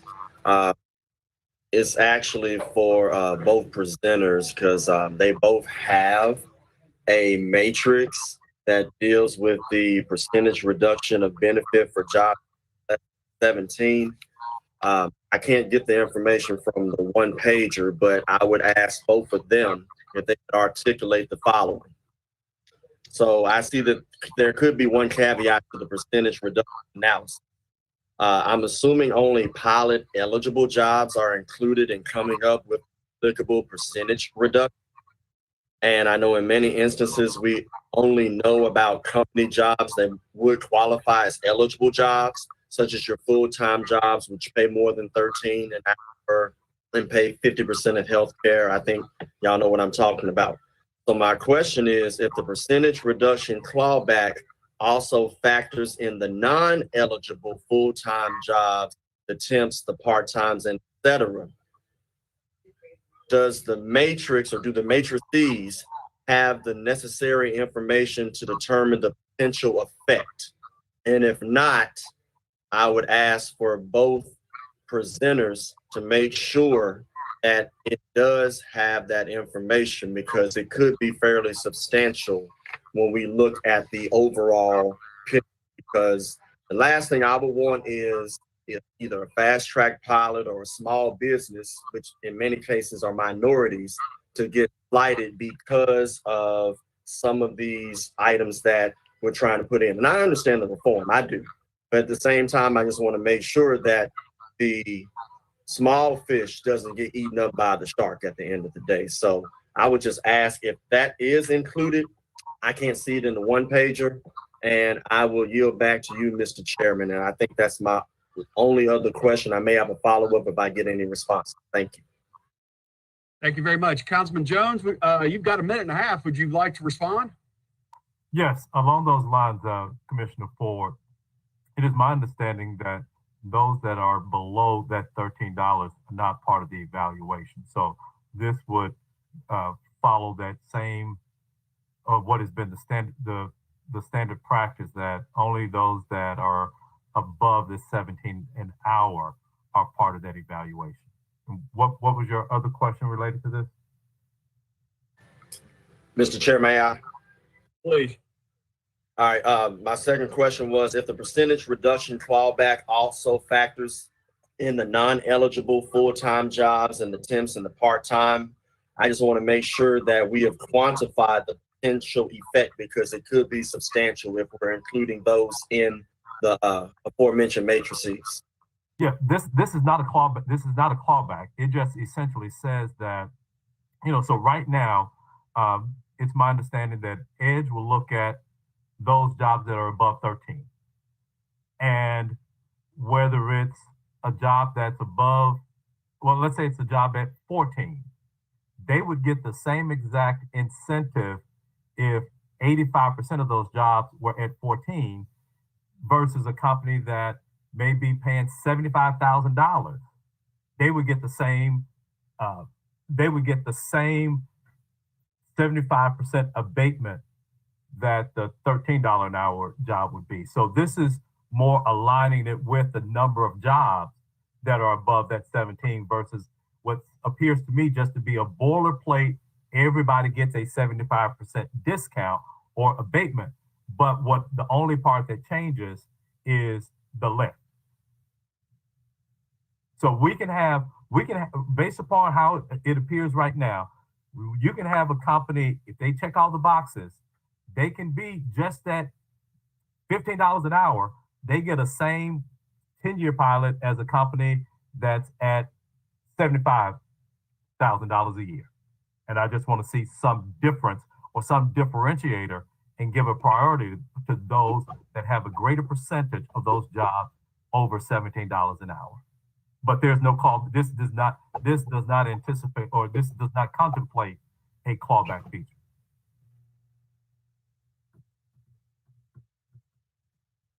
Commissioner Ford, do you have a further question or thought? I'll wait until our second presenter presents because these questions are somewhat similar since the only thing that's different from both amendments is the matrix regarding the abatement. So I'll wait. If another commissioner or council member would like to get in, I'll wait until Ms. Robinson presents her presentation. Thank you. Outstanding. Thank you. Seeing other members in the queue seeking recognition, we'll go to our second presentation. Council Lady Robinson, you have the floor. Thank you, Mr. Chair. And I'd like to recognize the chairman of the County Commission as well, Commissioner Jones. And all of everyone that's present, as well as the council and the commission.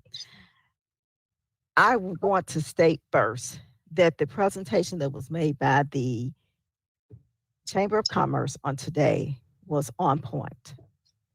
The reason that I provided an alternative line of thinking was because we need to have the facts at the table. And this is very complicated, and I do believe that we need to have more voices around this with the expertise to help us especially imagine a new pilot program for Memphis and a new Memphis. So the reason that I left, Councilman Ford is absolutely correct. The only change I made was to the chart because I felt the chart was going to be overwhelmingly difficult to manage, and I just shrunk it. But I left on the front end and the back end opportunity for the city and county to be able to accumulate just a few more tax dollars so that we can make Memphis the kind of city that can attract the businesses that we would like to attract in our community. Our citizens are asking us every day for infrastructure changes, and we have no other way of raising revenue, but here's a way, an opportunity that we can get some additional revenue and still provide incentives. I am not stuck with any one number, any percentage, any idea here other than to say that we have to at some point state what's the maximum, what's the minimum. Where do we want to go with this as it relates to community-based agreements, and they need to be in writing.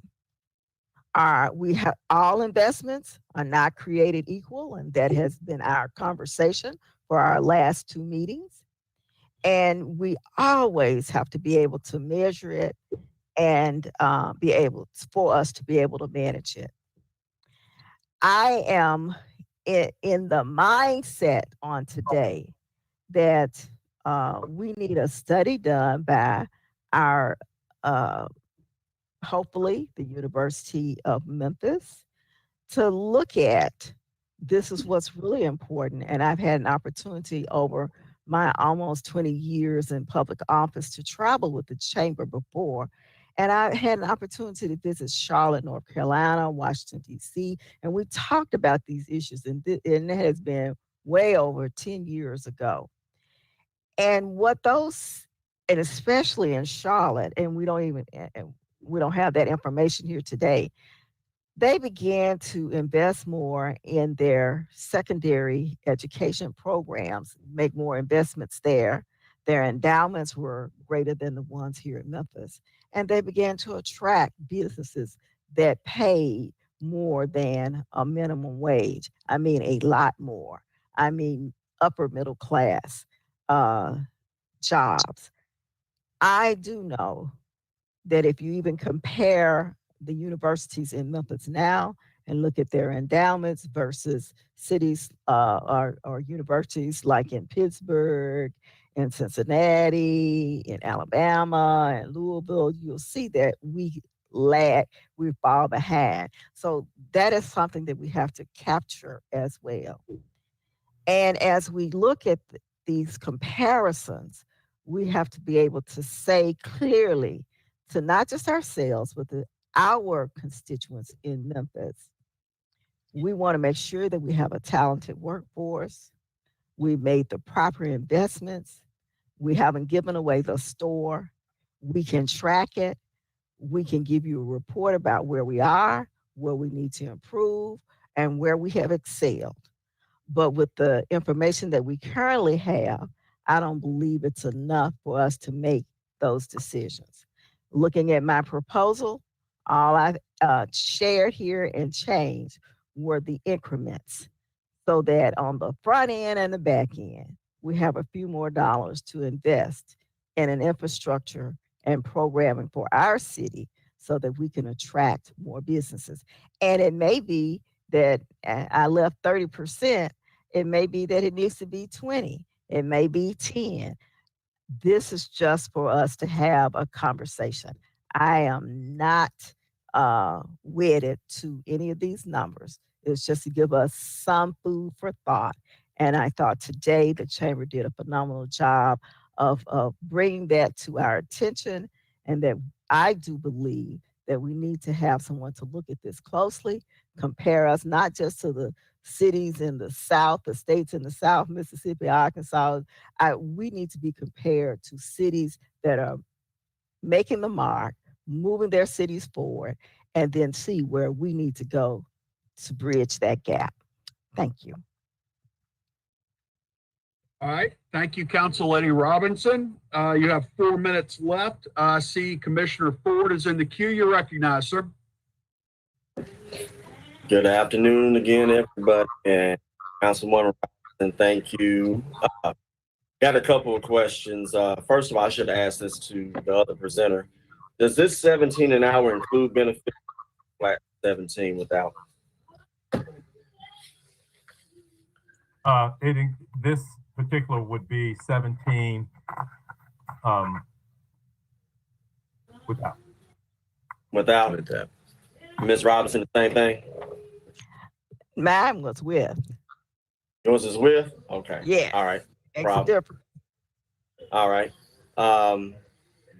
Reason why I was asking this because I know that some of these I call forms, and I go back to the small business. I just want to make sure that the small business who has the desire and will to bring in jobs and help out the community doesn't get slighted. And I just want to give an example real quick. And many of my former colleagues know probably which example I'm going to talk about. But remember, in 2018, there was a grocery store that happened to leave the South Memphis area. And they left after 56 years worth of loyalty to the South Memphis community. And it took some time, some sweat equity and other things in order to make sure that we were able to not only put a grocery store back, but also make sure that there was a pharmacy so that the meds could be at a reasonable cost, as well as a clinic. And I'm glad that there was a pilot that was put in place. I believe it was a fast track pilot. I was on record not taking into consideration what media and other may have said, but I knew that some of those jobs were not going to be a $15 an hour job. However, the need was there. It was, do you look at a lower rate and then you make sure that you got people in the community hired, or do you let your people starve and not get their meds and not get their health care? Well, this commissioner, well, And then I had to look at the community that I was raised in and say, hey, we got to get all of this back. I just want to make sure that when we look at the 17 with or the 17 without, can we also quantify possibly 1350 with? And I'm going to say with because benefits are very important in this day and age.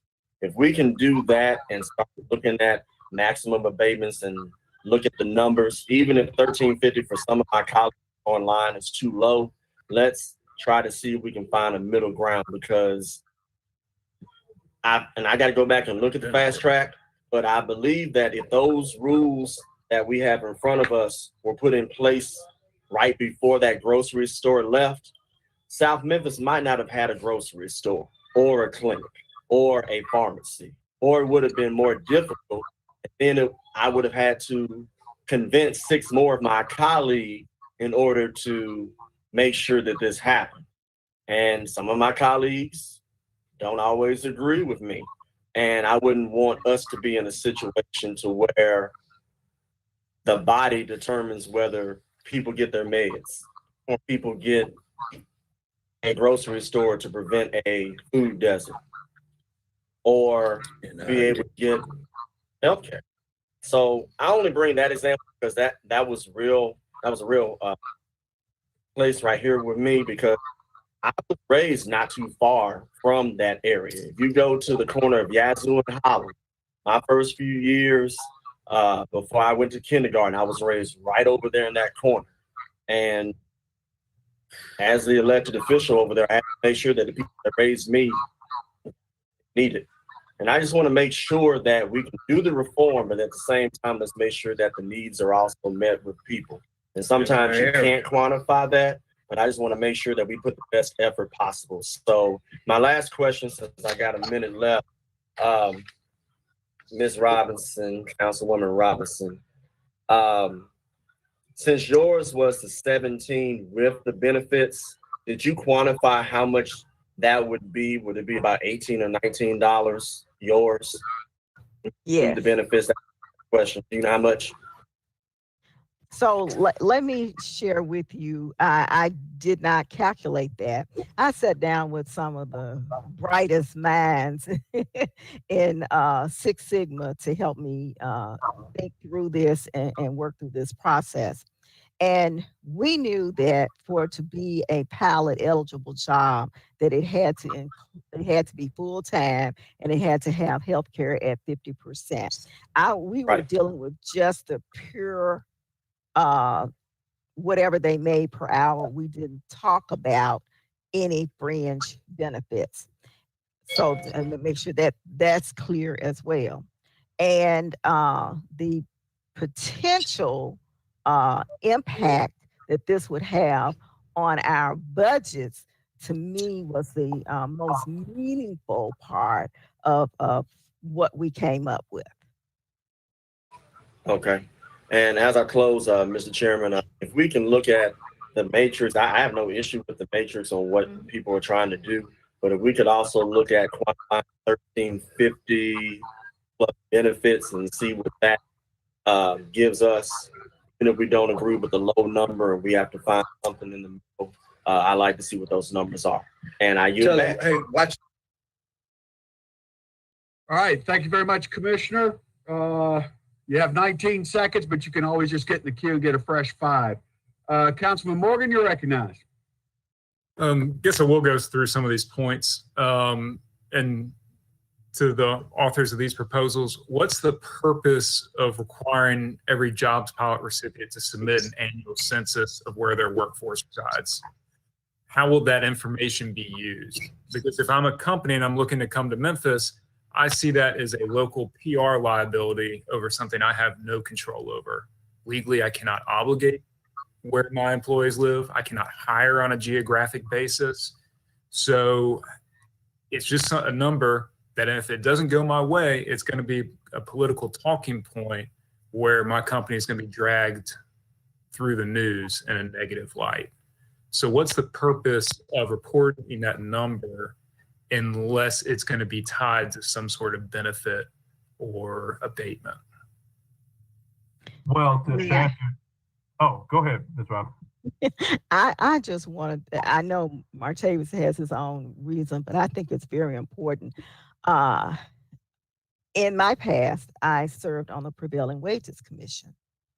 And that was one of the things that was very important, is that we looked at timesheets. And usually companies don't want to share that information with you, but if you want to get the benefit of public dollars, then you need to share that information. To me, for a community that we are advocating for, we want to ensure that a majority of those jobs are for the people who live in our districts, in our city. And for us to cover our eyes and pretend like we don't see it, we need to know that. And if we're getting people who are working, and I'm not saying that they can't come from somewhere else, I'm not saying that they may be more talented. I don't know what that looks like at this point, but as their leadership and their government, we need to know when we spend their dollars, their taxpayer dollars, that they see some benefit. And to me, we need to know where we are. If we're supporting the community of South Haven or West Memphis, Arkansas, more than we're supporting our own community, then we have made a mistake somewhere, and we need to rethink what we're doing in our own city. But I think it's very important for us to have that data and that information, because we may need to, and whatever we do with either program at any time or any recommendation, is that we have to measure and monitor the results and make changes as necessary. But if you don't have the information, you can't do it. Correct, and that's a logical follow through. So say there is the next electric car manufacturing facility, and it comes into the south part of your district, Councilman Robinson, right on the Mississippi border. And just by coincidence, those jobs and the people that are employing them, more of them live in Mississippi than in Memphis and Shelby County, which again is something that the company has no control over. You're talking about clawing back or changing or limiting our process. If it's making changes to the process and that it's not working, that we need to end it or adjust it or make some sort of residency requirement. And again, that's going to be a lightning rod that is going to scare businesses away. And if that's an uncertainty for that car company, they're going to choose not to locate in Memphis. It just depends on where the breaking point is and how tough the competition is between Memphis, Shelby County, and other locations. It might be a factor, it might not, but we should do everything possible to give ourselves a competitive advantage. We just heard that presentation from the Chamber of Commerce. Mm-hmm. And I feel like we accepted some parts of their presentation, we rejected other parts. And so, I'm not rejecting them, Councilman Morgan, and you are absolutely correct. But then that gives us some course correction in our community. If we're getting people with more talent somewhere else, we need to change something in our educational system. It may not have an impact on the company. It has an impact on what we do moving forward as a city. And I want to give every business as many possible excuses and reasons to locate to Memphis and Shelby County, as well as citizens. Those employees of that, fictitious car company that are living in South Haven or Olive Branch and then commuting to Memphis, I want to give them every reason to live in our community as well, enjoy the things that we have and that we offer in terms of quality of life and opportunity in Memphis. But not everybody's there. This is the regional economy. We have hundreds of thousands of people that choose to live outside Shelby County, but enjoy the benefits of this area.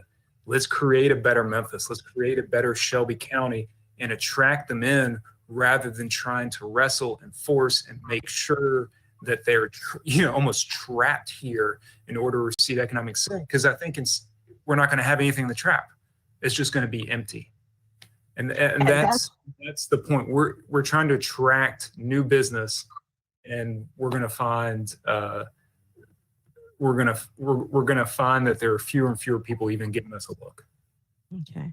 So Councilman Morgan, we don't know whether we'll be able to attract them or not because we haven't been comparing ourselves to other larger cities who have done this work, and we need to do that. And I want to appreciate the fact that you brought up the Memphis Aerotropolis plan, we won a national award for that plan, and we've done nothing with it. And the city council has not ever even adopted it. So that's another conversation on another day. But I appreciate you bringing that forward. And it's a real issue in my district because my border is State Line Road. And I want people to feel comfortable when they come to our city. We want them to spend their dollars in our city. However, there has to be some equity there.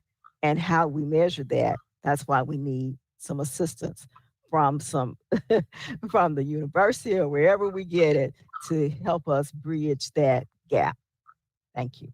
No, if I can address that as that because that's part of mine too, I would just ask hypothetically, Mr. Morgan, if 100% of the jobs were in South Haven, but we are giving all of the tax breaks here, we're not getting any benefit from a job standpoint. How does that help Memphis? That's not true. We get benefit from the development of the property and the increased taxes that come in on property taxes. That's the whole point of a pilot. We never get less. We only get more. But if we have something that says a benefit to cost ratio is less than 1, meaning that it's costing us more than that's benefiting us. So all that I'm saying here is that there could be some where the benefit to cost is less than 1. But that needs to be approved by the elected bodies. I'm not saying we don't do it.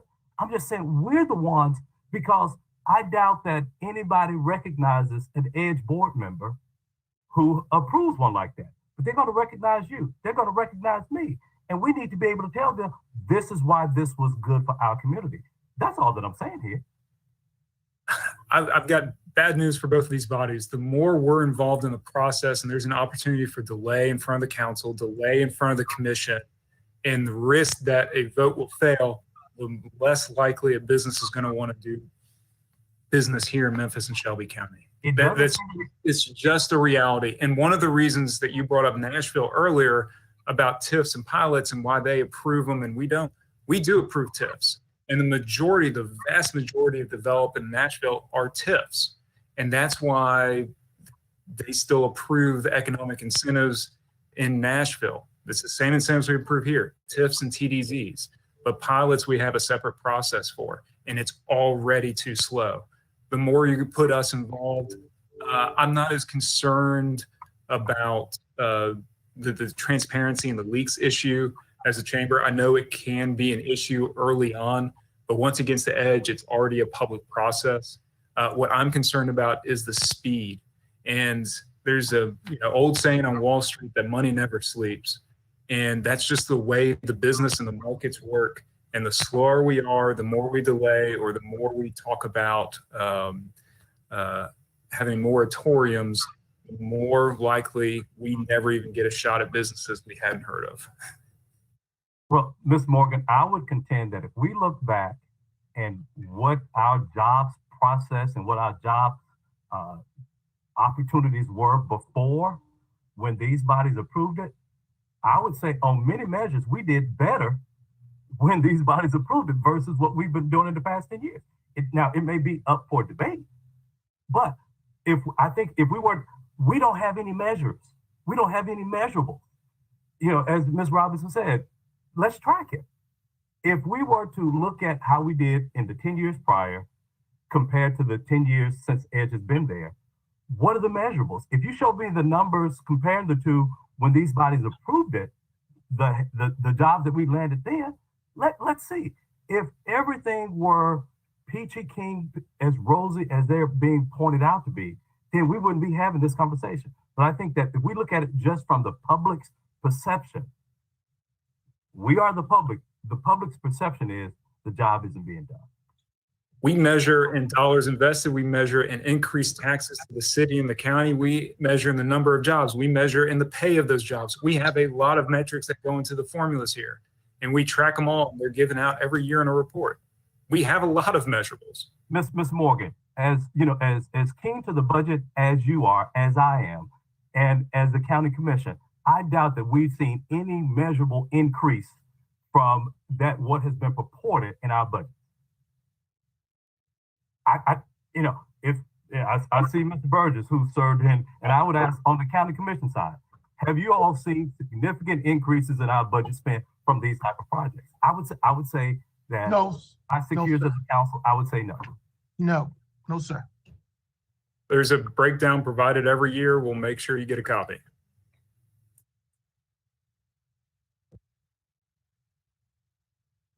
You good, Councilman Morgan? Sir? Are you good? You still got 30 seconds. I am finished speaking, but I think we are hardly good, sir. Yeah, I'm gonna agree with you on that one. Okay, Councilman, remember anybody, you could get back in the queue if you so wish, but we go now to Commissioner Sawyer. You are recognized. Thank you. So I recognize I was going to stay out of this because we're two different bodies and we're going to do what we want to do, it seems like, which was my concern with us having 3 meetings for this long amount of time, but we have had some good information presented. So let's talk about this timeline argument, first of all. We were rushed in winter 2018, 2019 to approve Union Row and told that if we didn't do it right now, the project would fall through and they wouldn't come to Memphis. We approved that without any proof of investment in minority-owned, Black-owned businesses, and we were told that would come, but y'all need to go ahead and approve this. I'm not sure if anyone remembers that, but that's what happened. So both bodies went ahead and approved Union Row's request. It's 2 years later, and I understand construction takes time and we've been in a pandemic, but it's 2 years later and we are just now talking about beginning of construction after being told that it might not happen a few months ago, name change, shift in tax abatement type. And so business, construction, all of this takes time. And for us to take just a little bit more time to have some oversight and do our due diligence on behalf, because I wasn't elected by businesses. I don't know about Councilman Morgan, but the people who elected me are people. Businesses didn't elect me. So when I come here to have this conversation, my conversation is regarding the people who live in District 7 and the fact that our trash can't get picked up in front of homes with vacant properties. But that's neither here nor there. So let's also consider, I've yet to see anything scientific, right? So like no one here owns this data. We all get the same thing. I got the orange folder before me of what was provided today. We all know how to read data, okay? We're all educated, elected individuals. So let's be clear here. I've yet to see in any of these presentations anything statistical. I've yet to see in any of my personal research or in the research that my legislative analyst has done for me, anything that says that as a city or a county, we are going to lose in development if we have standards for our community. This fear mongering, saying that people are going to be trapped in Memphis, elevating Mississippi and Arkansas, while not considering the people who live right here that we're elected to represent. That's why people have an issue with these conversations. That's why they don't feel like this conversation has anything to do with them. Thank you. 2 minutes, I see you. So what I want to say here is the whole tone and tenure of this, we can't get businesses and people on the same page if we continue to be having conversations like this, where we're talking about what's going to happen to the business if we have any conversations about what the people need. I refuse to believe that a conversation about minimum wage or community investment in our schools that we hope these businesses will send their children to is going to hurt us when it comes to economic development. Do the people who elected us in Memphis, remember you represent Memphis, City of Memphis City Council. So do the people who elected us in the city of Memphis not deserve for us to have conversations that consider the bottom line for them? That 35% plus make sure that I still got 2 minutes left or a minute left, so try not to interrupt, that the people who are 35% impoverished in this city don't deserve consideration. Trickle-down economics hasn't worked since Reagan introduced it into our lexicon when we were toddlers, okay? So if we're gonna get hot and heavy in here, let's get hot and heavy. But you cannot knock that we are trying to include conversations about what's happening. People are starving. People are not getting basic services. Our schools are in shambles. We have a internet desert. We have food deserts. We have transportation deserts. And we want to talk about the bottom line is we shouldn't even be having these conversations. Do you think corporations want to come to places where they think the city council doesn't care about the people? Come on. And please don't quote.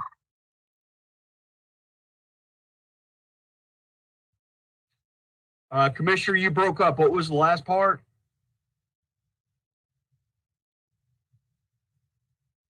Nothing. I was being smart at the end. I get a little. All right, disregarded then. We're back to Councilman Morgan. Fresh set of 5 for you. Hopefully I'll just use 30 seconds. I do believe everyone here deeply cares about poverty. And that's the next logical step here when we're talking about businesses. How do you measure poverty? Poverty is measured by the income in a household based on the amount of revenue and income coming in and the number of dependents. That income, that revenue is provided by jobs, which are provided by businesses. So when we talk about why business is important to Memphis economy, it's because it has the ability to lift people out of poverty at a greater rate than anything else in our economy. And if you don't have the jobs, you have greater poverty. If you don't have the businesses, you don't have the jobs. And so when we talk about recruiting businesses to Memphis, it is about the people and trying to elevate them out of poverty and building an economy in Memphis that is spiraling up rather than being stagnant or spiraling down. We have examples all across the country where we see cities, towns, communities that just aren't competitive. So if you want to improve the quality of life of people here, the reason we're talking about businesses, the reason we're talking about abatement is because we're trying to provide a better quality of life. We're trying to provide more opportunities, more jobs, more income to people in Memphis to lift them out of poverty, to live a better life, to have opportunity here, to be fulfilled in the work and the family and the life that they're building. And there are a lot of things that we can come around them and provide as well as a government when we talk about opportunities in parks and community centers and learning. But you have to have the jobs here, and those come from the businesses. And we have to be competitive and fight hard and scrap to get them to Memphis because it's not an even playing field. And there are cities out there that are out competing us. Thank you, Mr. Chairman. All right. Thank you, Councilman. I see no other members in the queue. No one seeking recognition. Going once. All right. We are now to the open discussion phase. Chairman Jones, you have the ball, sir. Thank you, sir. A lot of interesting conversation here. Heard quite a bit.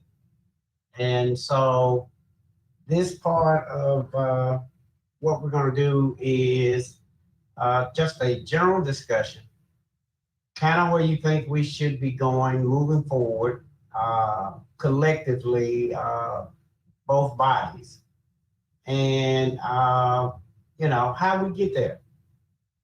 So, and I'm looking in the queue, and this is what I want to, because it's been a lot presented, a whole lot presented. So how do we put something in place that measures the conversations that we've had in these 2 meetings? I don't want us to walk away from here and nothing has occurred. I'm a big proponent of not just going to meetings and nothing going on in the meeting just to find out when the next meeting is going to happen. And so I want something positive to come out of this.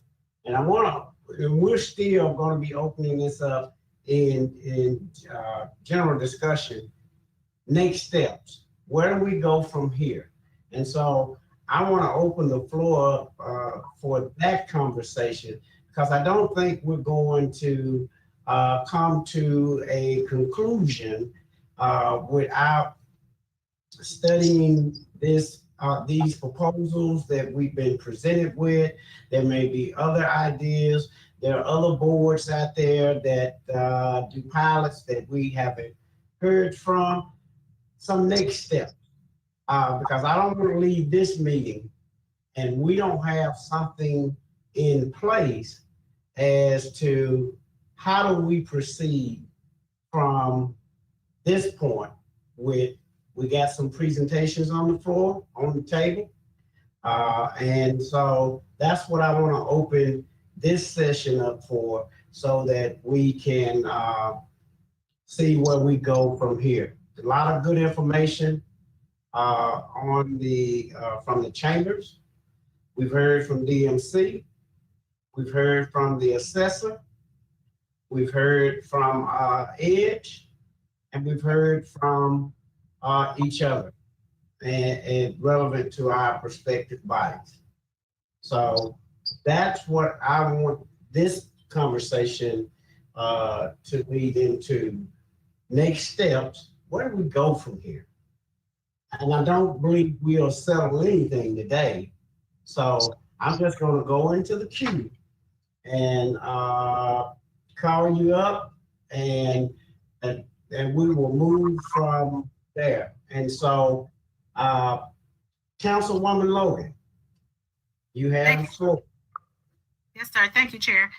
It was my understanding that when we initially started this process that we were going to have presentations, and from the presentations, we would go to the next step. They presented information, and then we've responded to the information, and we've offered suggestions and our concepts. Is that information going to be taken back and compiled against what was presented, the questions that were asked, the answers that we gave, the suggestions that were given, and next steps come from that? Because information was just given today, and there hasn't been any opportunity for the presenters to take back the recommendations or the questions or the suggestions and compile those for a proposal or for what they see. Say, for instance, the chamber mentioned that, we talked about being competitive, and some of my colleagues on both sides recommended things and what it takes to be competitive. Well, will that yield a certain model that we're looking for? And if so, are they going to take that information and then present back the model that came from the recommendations and suggestions that have been shared today? So my desire is to see the information compiled and brought back to us as a model or as a proposal for what we're looking for, if I'm making myself clear. No, you're very clear, but here's what I would say to that, and given some of the information that we've heard from all of our colleagues, is that more involvement. So basically, you threw this out, and now we want to talk about, you give it to the other group and then let them come back with recommendations. I think with some of that, there may needs to be a conversation about maybe having a committee that represents both bodies, chamber, DMC, to do something to get, because I don't know if you send it to them that you get back the recommendations that you need. And so that's just me, but that's what I think. And I don't know, but there's a lot of information here. And I don't know if it gets settled, here today. So have we thought about, and if I may Chairman. Go ahead. There were many different topics and subtopics that came out of the presentation as well as discussion. Because I don't think 2 sessions is going to get us where we need to be. It's a start, but is there room for committees in smaller groups to address the different aspects of what was presented? Because we talked about competitiveness, we talked about workforce development, we talked about what competitive cities or comparable cities are doing. There are a number of things that we talked about that may need to be looked at more under a microscope or intently, and then go from there. These are just some of my thoughts. I don't want us to just think that this is going to yield answers that we can vote or move on, what we've gotten so far.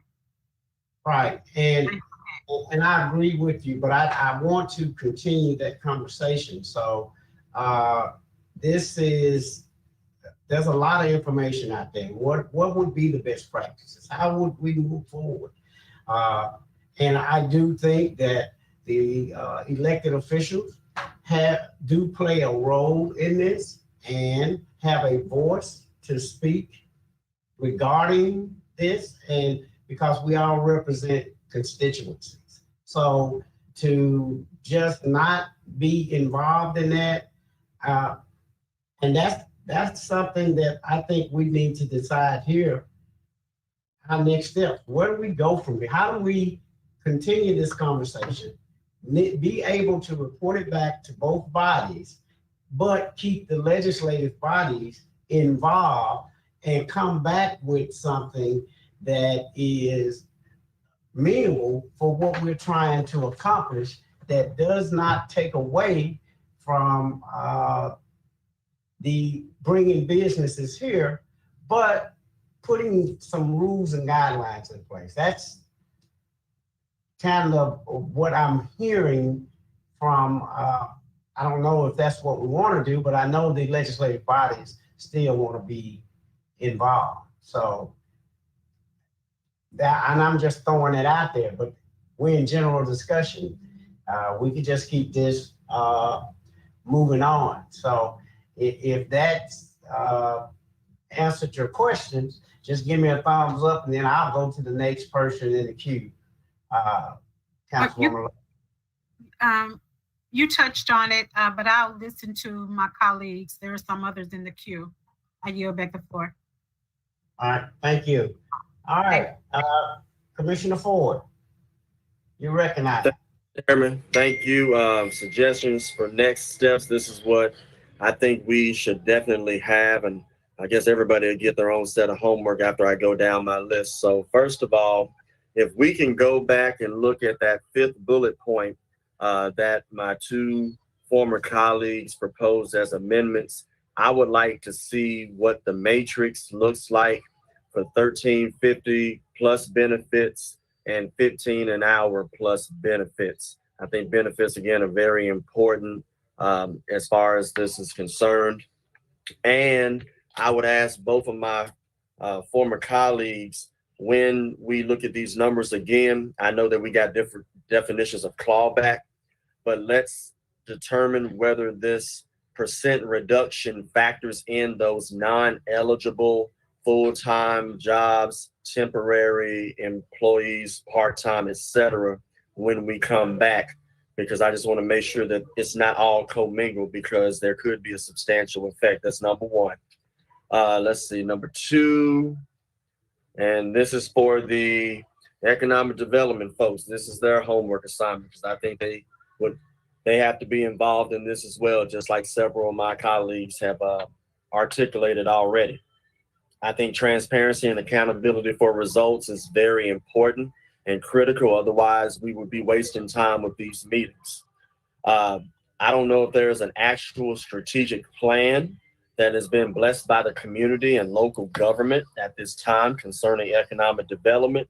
If it has, I know many of my colleagues, and sometimes me on occasion, we have not seen it done in an actionable way.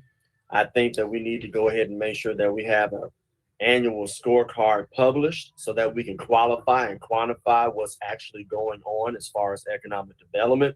And I think we should have these quarterly reviews that come in front of the council and commission so that it can demonstrate the progress or lack thereof against the published plan. So that's the homework for the so-called professionals and experts. But I also want to make sure that before we leave here, even though I do have some challenges with some of the proposed amendments, that the second and fifth amendment, I would like to possibly work on and make more palatable so that those small businesses, especially one that I gave as an example and many that are minorities, don't get caught in the matrix, no pun intended. Because at the end of the day, I think we all want what's best for Memphis and Shelby County. And if there's anything that I can do to help out either side, I will make the time and the initiative to do so. That's all I have, Mr. Chairman. Thank you. All right, thank you. All right, Councilman Jones. Thank you, Mr. Chairman. So it wasn't until this meeting that I saw the proposal that Councilwoman Robinson presented. And so I don't have a problem at all essentially substituting hers for mine. But when it comes to the rate, and I still think that if we look, I don't know how many, and I would imagine that there are a disproportionate of regular ordinary pilots versus the fast track pilots. And so with that being said though, things like my issues are more so with the regular pilots, but even from one with the grocery store, that's an exception. Mine is, I think the purpose for us having this meeting is not looking at the fast track pilots, those that are exceptions to the rule. It's the overall program. So if those have to come back before the council, before the commission, and when they have a benefit to cost ratio less than 1, I don't see a problem for that. I would also challenge the contention that there are a large number of minority-owned businesses that are apply for these pilots. When I look at the pilot database, I don't recognize that many of those are a lot of minority-owned companies. So I think that we would be missing the forest for the trees when we are saying that this is going to disproportionately affect those minority-owned businesses. They're not the ones who apply for these pilots. So, like I said, this is an open conversation, but I am hesitant to support anything below this $17 an hour, particularly when the chamber brought us the information that talked about what the poverty line is, or what the poverty wage is versus a living wage. We are skewed towards and closer to what would be that poverty wage versus the living wage. This is still not what the living wage would be. 17 is not what the living wage would be for an individual with one dependent. That number is 21. So I didn't want to go from 13 to 21. I just felt that 17 would be a compromise between what would be the poverty rate for someone who doesn't have a dependent versus one that does. And if we're talking 2 dependents, it goes even higher than that. That's right. And I agree with you as well.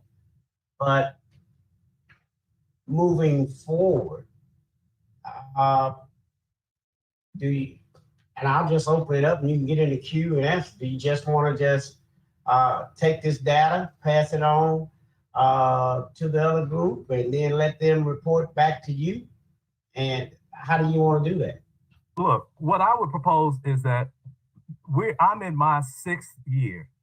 You're next to the last year on the commission. I'm in my 6th year on the council. We have been having this discussion and we have not taken any action there. My proposal is going to be, we put it on the floor, we put our money where our mouth is. We put on the record whether we support $17 an hour or not. We stand by our vote. We stand behind our vote. That's how I see we go forward with this. However, wherever the chips land, that's fine. But at least our public knows, and there's no ambiguity of where we stand once we cast our vote. So, I propose bringing these before my body, and it would have to go before yours, and we just vote whatever our will is instead of continuing to have these meetings. All right. Okay. Now, let me say this.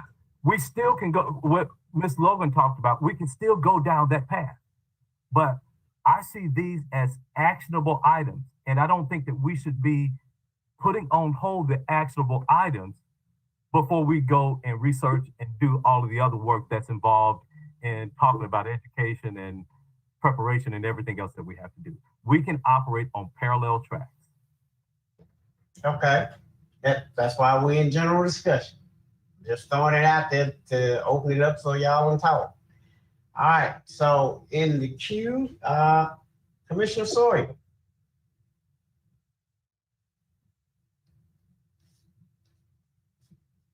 Thank you. As far as next steps go, personally, okay, sorry, my network is slow, but as far as next steps go, personally, I think we need to do exactly what Councilman Jones says. I mean, we've been in these meetings twice, scheduling a third one at this point. We might as well take what we've got and deliver it to the body.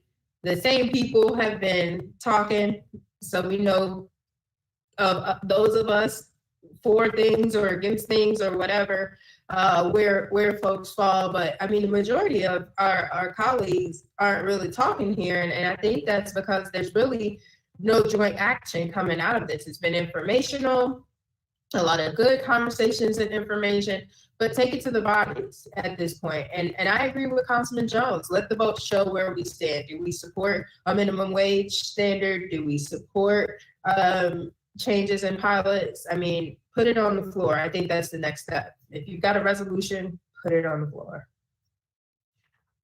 Because at this point, we're just talking. Gotcha. Thank you. Are you done, Commissioner Sawyer? All right. All right. So, Councilwoman Logan. Yes, sir. Yep. Thank you.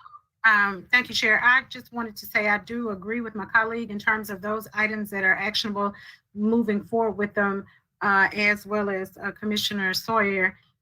But I do think there's still more work to be done, and that we need to continue this process, or else it will be piecemeal. There won't be a comprehensive move forward, because there's a lot more work in our communities, in our city. And I think both of us, this combined group, we're the ones that are going to have to do it. So we should continue having the conversations and identifying those areas that need our attention and bringing forth the type of recommendations and proposals like we've done so far. So I'm in total agreement that let's move forward with the actions that we can, but we definitely want to continue improving on those areas that need our attention. Now you're back, Chair. All right. Thank you. So, as I go back into the queue, so I don't see anybody else in the queue or have any, Chairman Covey, he raised his hand. So yeah, thank you, Chairman Jones. I think he's on the phone, but Councilman Warren wishes to address the body. Is it Councilman Warren? Yes, sir. He texted me. I think he's called in. Okay, well, he has the floor. He just accidentally killed, he's going to try to log back in. So when he logs back in, I'll ask him, he'll ask to be recognized.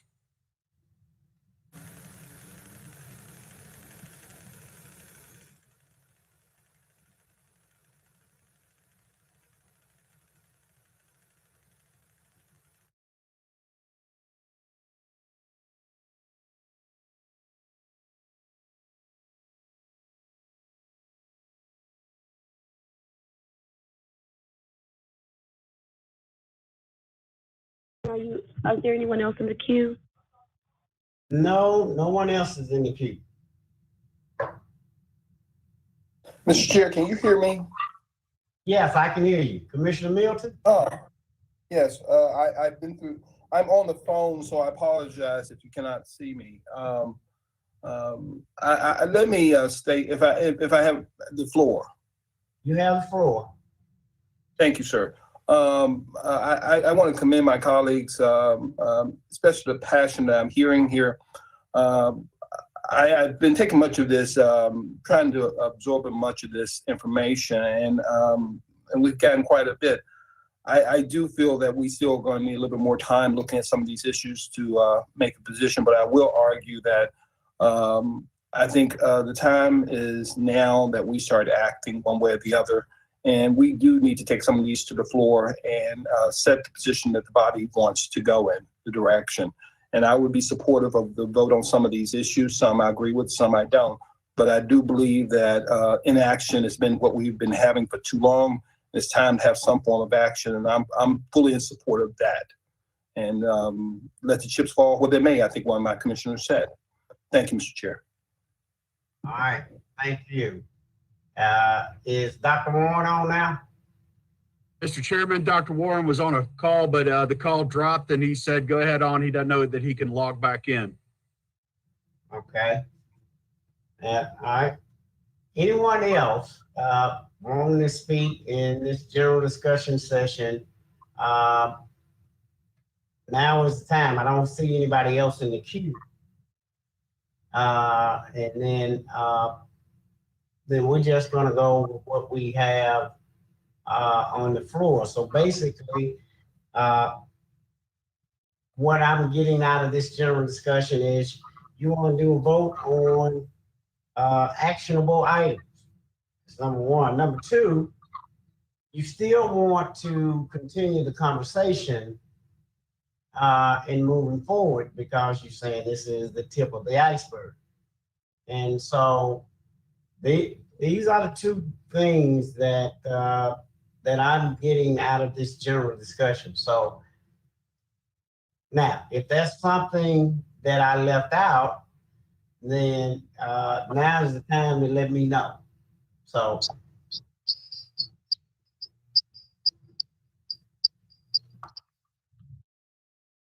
all right, and so now not hearing anything, I'm gonna go to Chairman Covet and let him have some remarks in this general discussion.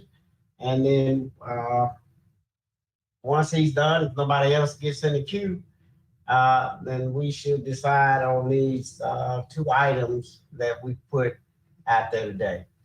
Chairman Covet, you have the floor.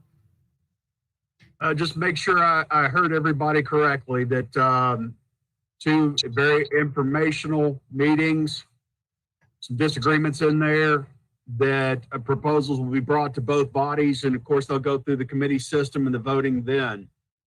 I mean, Chairman Jones, is that pretty much it? Yeah, but they want continual conversations. They pretty much say this is sort of the tip of the iceberg, but the actionable items that they put before us, that each body should vote on them, but and for it not to end there and have continual conversations regarding this. Okay.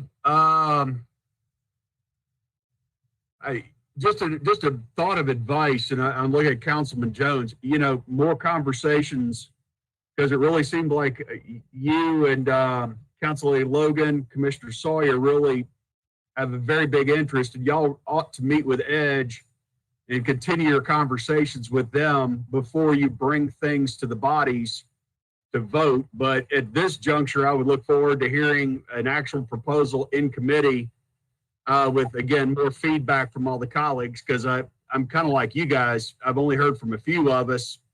So let's get something on the floor on our respective legislative days and proceed from there. Yeah, I'm good with that.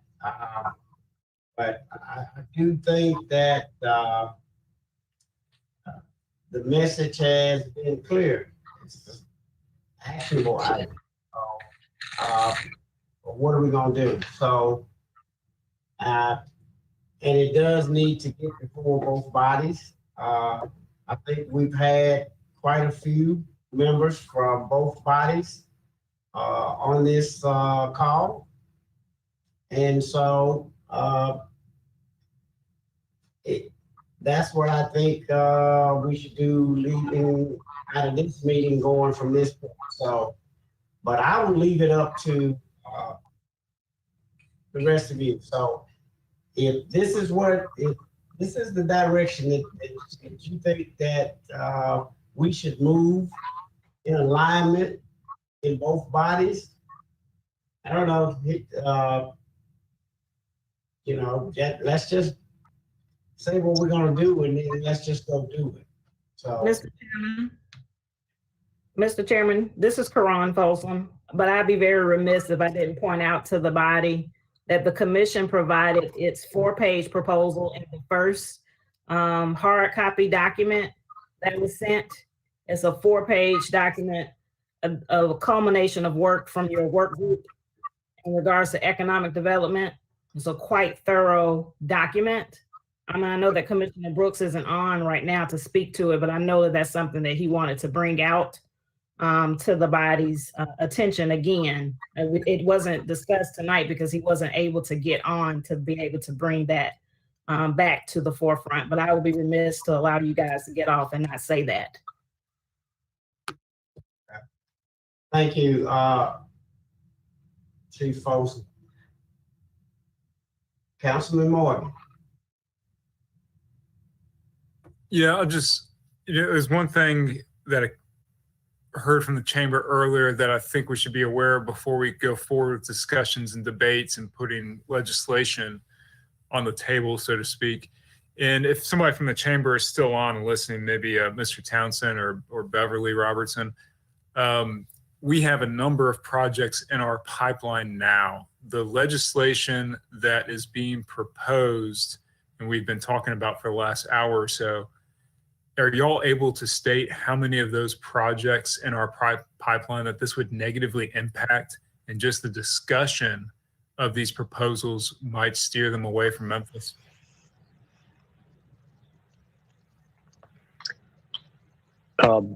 Yes, Councilman Morgan, this is Ted Townsend. I'm still on. We've already had concerns expressed to us from site selection consultants as well as the companies about any impending changes that are substantive and material. Uncertainty just creates a lot of angst, and it's a part of that risk mitigation that we talked about. So I am uncertain as to how many would be impacted. My guess would be the majority of them, just because they won't know for a time period what the final result would be. And some of these are very close to making a decision. So I think we would stand a chance to lose some. Okay, and that's what I expected. And it doesn't mean that there should never be a conversation. It doesn't mean that these aren't worth debating in front of all of us, but we need to have our eyes wide open and be very sober about the reality that these conversations have and the ripple effects into recruitment and the economy in Memphis. I'm in favor of raising the minimum wage nationally, doing it gradually, easing it into the economy. But I also say that with the full acknowledgement that as minimum wage goes up, joblessness will go up as well. That's what every major economist agrees on. But the value of doing that outweighs the negative economic impact. And here we're going to be having discussions that are going to provide no value to the city of Memphis in terms of recruitment and getting businesses here, and will have a negative economic impact. So we need to be very aware of what exactly we're entering into when we talk about putting legislation on the table. So that's, I wanted to make that point clear and make sure there's a full understanding from both bodies.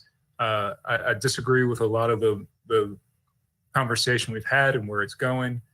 We're going to keep having debate on it, it sounds like, but there will be impact from that debate.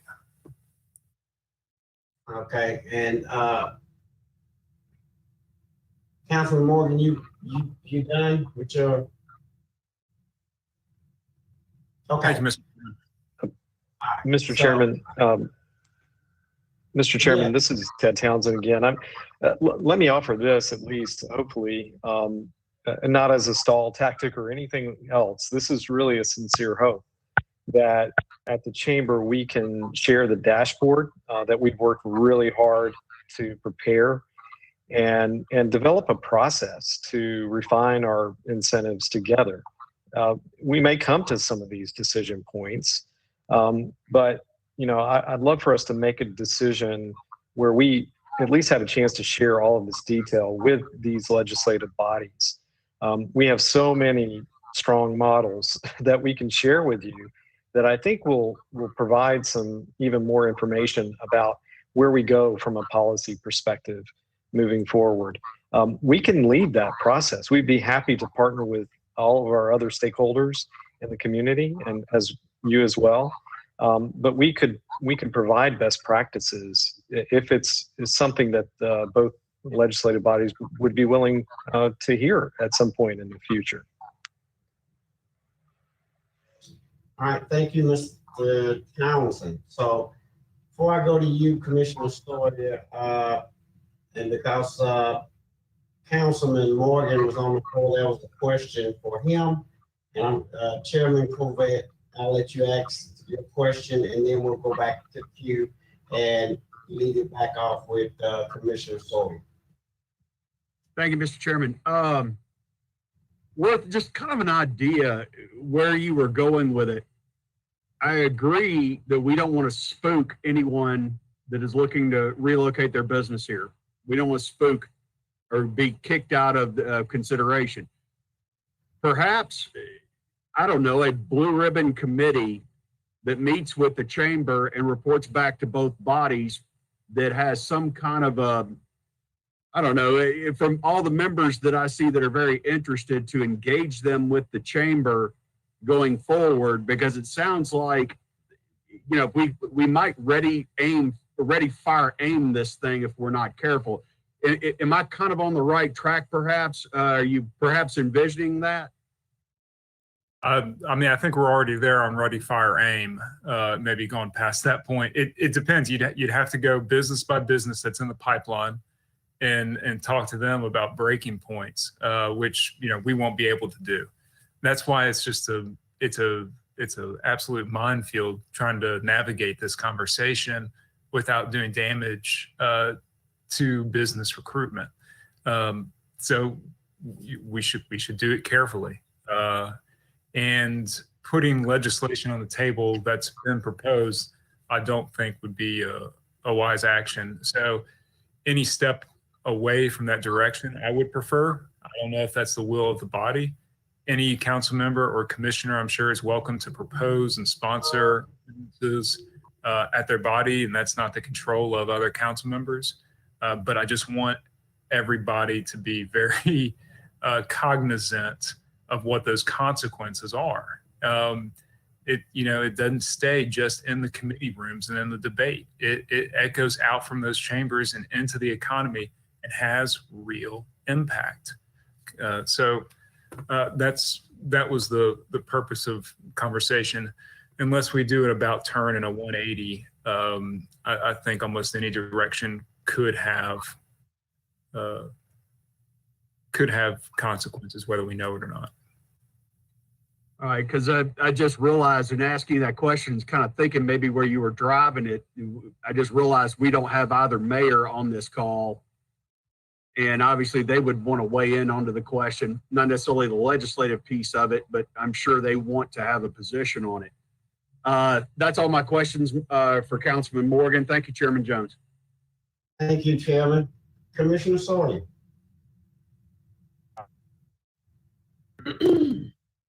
Thank you, Chairman Jones. At this point, I think we've entered into debate and opinion and not necessarily next steps. So can we get to an agreement on next steps?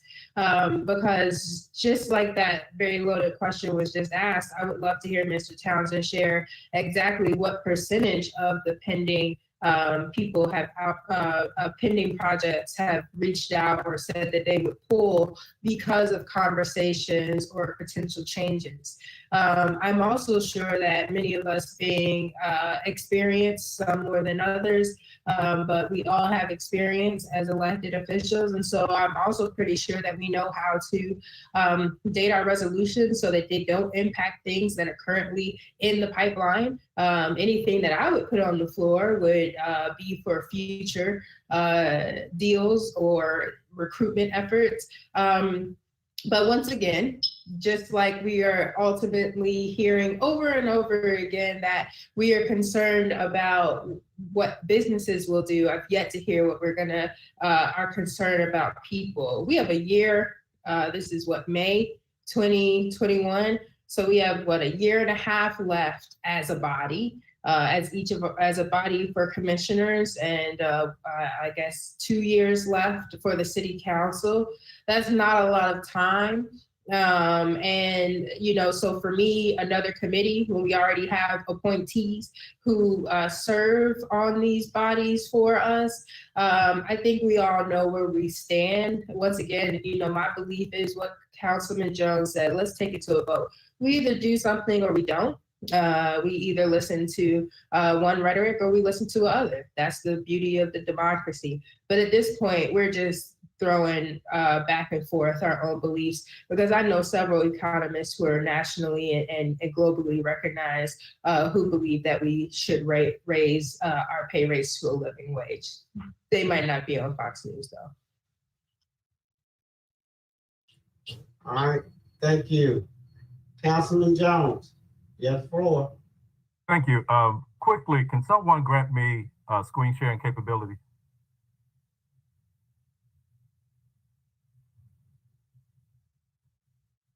Okay. Thank you. What did you say, Councilman Jones? Yeah, Okay. Can everybody see my screen? So what this is a spreadsheet that I've put together of the various pilot projects from, I think, 2017 through 2020. Can you enlarge it? Yes, okay, hold on.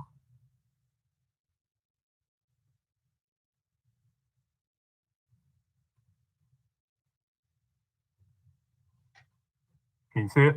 Is that better? There might be a plus thing on your screen where you may be able to. It's much better. Okay, so these are the various pilot projects. So my proposal, this column here, wait.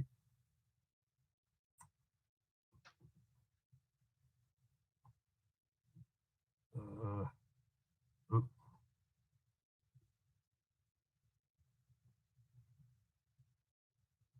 Okay.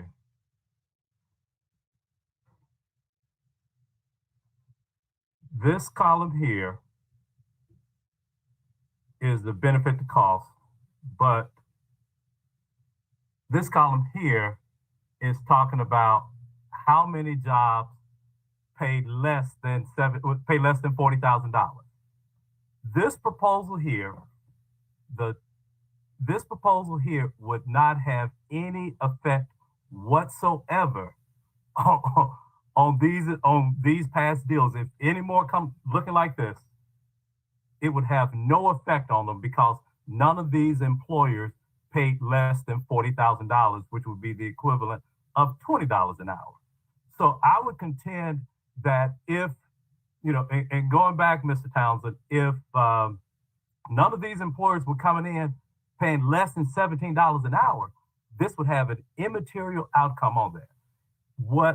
If we put this on the table, vote on it, whether we voted up or whether we voted down, that eliminates all of the uncertainty. The longer that we drag this out based upon having discussions, based upon having meetings, that's where the uncertainty lies. But when we look at this project here, Cognate, projected investment, 200 million, UPS, 200 million, they didn't pay less than $17 an hour. They would not be affected on this. So the question would be, how many of those proposed jobs that are on the table are less than 17? Yes, they would be affected by it, but if they're above that, then it would be meaningless to them. Thank you. All right. Well,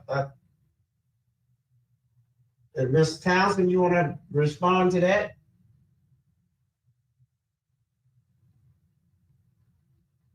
Point taken. We can certainly, it's up to the body, obviously. I'm respectful of the process. I'm just asking that we be allowed the opportunity to share the economic competitiveness information from Brookings and see how that might reshape or reform this whole dialogue. But it's certainly up to you all. All right. Thank you, Ms. Townsend. Commissioner Whaley.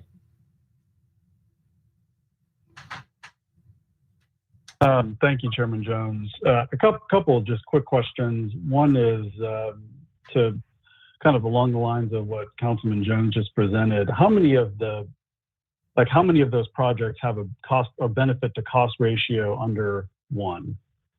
Do we know that? Mr. Townsend, do you know that? In other words, it's costing us more than we're the anticipated benefit. Are you talking about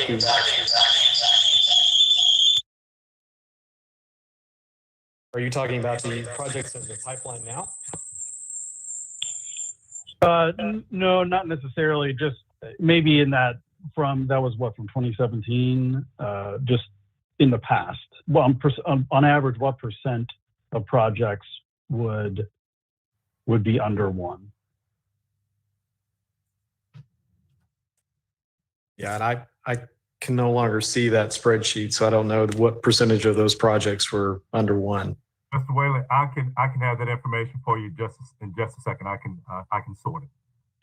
Okay, and then second, I guess also Ted, for you, and this, when you were speaking, sort of made me think of this is, what specifically, I guess what I would love to hear as a next step, what specifically would you propose, as a reform to get at what I think is a common goal, which is, more quality jobs, more high-paying jobs that is more widely felt across Memphis and Shelby County, right? So it's not just selective benefit, and it's not just a specific industry. But is there something that you would propose now, or is that what you were saying that you would want to get together to propose something?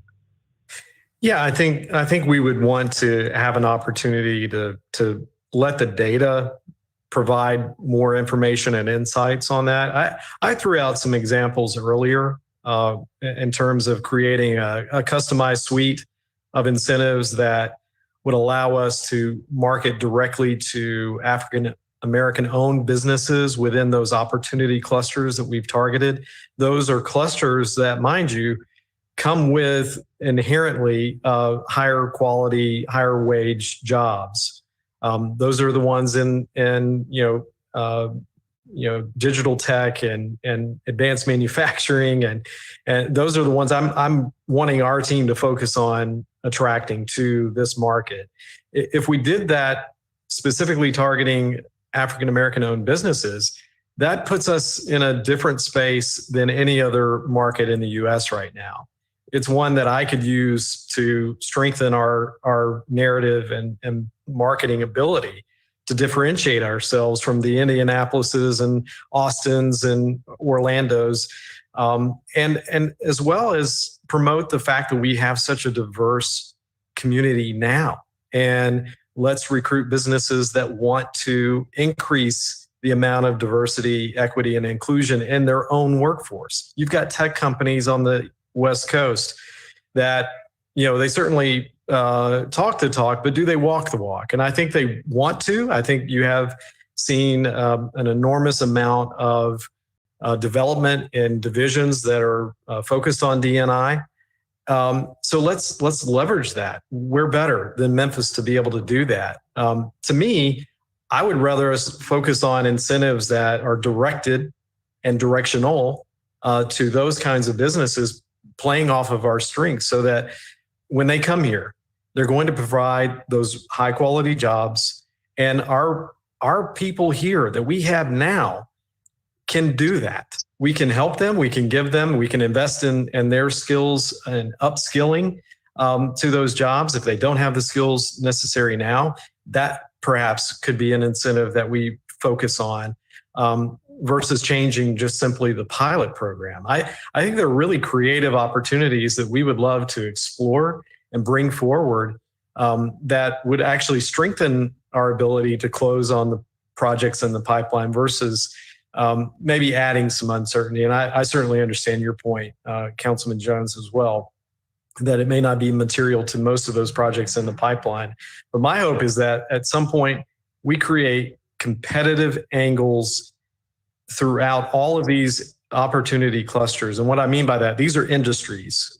And therefore, maybe we don't have to be so reliant on the financial component of incentives. There'll always be a part of these deals. I've never done a deal without one. We've lost them because we weren't, wholly competitive on the incentive piece. But there were so many other factors also that went into being deselected or eliminated. I want to win more. I want to win more for this community because we deserve it. And I want to get aggressive in the way that we market Memphis. All of our people deserve that. So I'm just hoping to answer your question, that we can create a process to maybe make some really solid recommendations on incentives that might help us from a competitive standpoint. Mr. Whaley, I have Oh, yes. Yeah, go ahead, please. So from 2017 to 2020, based upon the information that I have, and this took out the residential pilots, there were only 14 out of 53 projects where the benefit to cost was less than 1.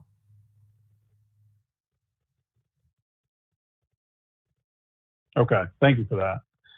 Thank you, Ted, for that. My perspective and my belief is that we're better off if we're all on the same page and we're all working to the same goal. And at the end of the day, I do think we all want more better jobs that are higher paying, that are available to more people, that grow the economy across the board, and not just certain sectors of it. And in order to do that, we've got to get buy-in from everyone that is involved in the process, whether it's the chamber that's recruiting businesses, whether it's EDGE that's appropriating tax incentives, whether it's these bodies who are accountable to the people. We've got to make sure that we've got buy-in across the board. And so my hope is that we can come up with something that I think we can all be in agreement on. But I do want to underscore that I agree that there needs to be a sense of urgency around it, because as we all know, we could talk about this for years and decades, and nothing changes. And there's plenty of people out there that want nothing to change in general, and certainly when it comes to this. So I don't think that's the answer, because if it was, then we would be rocking and rolling. We'd be the top spot in the world, and we're not yet. So in order to get there, something's got to change. And I'd be in favor of putting some timelines on receiving like whether it's a proposal from the chamber, EDGE, whoever. But I think everyone needs to come to us with something that does things differently, that changes the game to make us even more competitive. I'm not an economist, so I don't know exactly what that is. But I do know that we do need to have something different, so we can get different results. Thanks, Chairman. All right, thank you. Councilwoman Logan.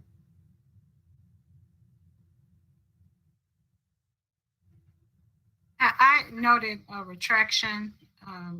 Councilman Jones kind of touched on what I was going to touch on.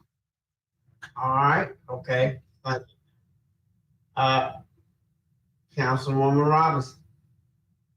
Thank you. I believe today and our last meeting that the chamber, the EDGE board, the EDGE staff, everyone has heard our desires. They've seen the information that we brought to the table, that we give them an opportunity to come back and say, these are the changes we can make, and it will be beneficial for our community. we don't have all the accurate data. We don't have all the relevant data based on all the conversations that we have, and we need to get that before we move forward. And we need to put a timeline on it so that we can move as expeditiously as we can with the information that we need to make decisions. I agree with Commissioner Whaley that we need to allow them to come back and share with us based on, they can review, I'm sure they tape these, review what we have said, looked at the information that we presented, and come back and say, these are the changes that we think would make our program more robust, and that we will be able to offer more economic development incentives that will make our city a more desirable place for someone to come. And I do believe that whoever's already on the list, it will not be impacted by what we're doing currently. Thank you. All right. So I don't see anybody else in the queue. And so there have been three things that have come out of this. Vote on actionable items, continued conversation, and then finally, information given back to these bodies and boards to bring back to us with changes. And that's kind of where we are. So as we leave this meeting and move forward, and I would have to say, and thanks, Councilman Jones, you brought information, and that, quite frankly, wasn't refuted, but having just a little bit more information on all of the stuff that we have asked of these boards and getting a total picture and package of changes coming back, this is just me, I think would be better, because, and when it does come back, at least we can do what you want on these actionable items. But, you know, it's got to go back to different, our boards, but I thought I heard somebody say that we should be working collectively in alignment, and I agree with that. So before we close this out, I just want to make sure the direction that we want to engage in aligning both sides of government. So, and I've already said, vote on actionable items that were already submitted, or the information that we have discussed, send it back to the chamber, send it back to EDGE, and let them give us changes based off of what we asked for. So that's just something that, you know, we need to decide moving forward from this point. And before I go to the board and do anything, and I want to see if Chairman Corvette, if he has any input, given everything that we've heard.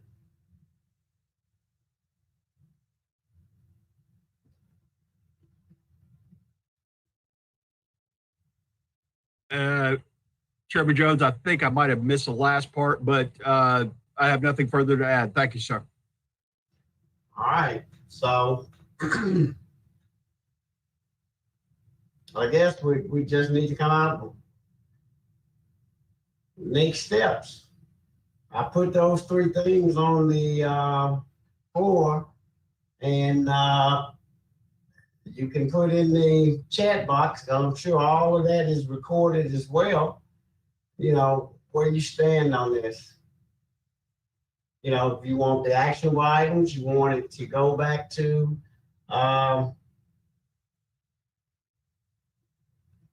to these boards to bring changes. Those are the two things before us. And we're just asking that you make a suggestion in that instant. This is not a vote. We ain't voting, y'all. Mr. Jones, Chairman Jones, I just put in the comment, we can walk and chew gum at the same time. These things can operate on parallel paths. I think there are actionable items. We vote them up, we vote them down, we move on. But there's still things that hypothetically, we can bring before the body, we vote them down, but then we go back to the chamber and they can have some suggestions that are totally independent of what was brought before the body. So I don't think that there has to be a sequence to these things. I think that we can, like I said, bring it before the body. We stand behind however we vote. All right. So this is an ongoing discussion. Even after these, I would feel that even after these, we take action on these items, there still would be discussions that need to be had. The suggestions that Mr. Townsend provided, outstanding, I believe. But I don't think that we need to wait until we get those before we say that, hey, people that apply for incentives need to pay $17 an hour. Gotcha. All right. So I see that. So I think we both have heard what it is that both bodies should be doing. My only issue and concern is that we're doing this unilaterally. And that's my concern. So, because absent one doing it, one body doing it and the other, and that's my concern. So when you say unilaterally, anything that we have to do though, because this is it would have to be joint. Right.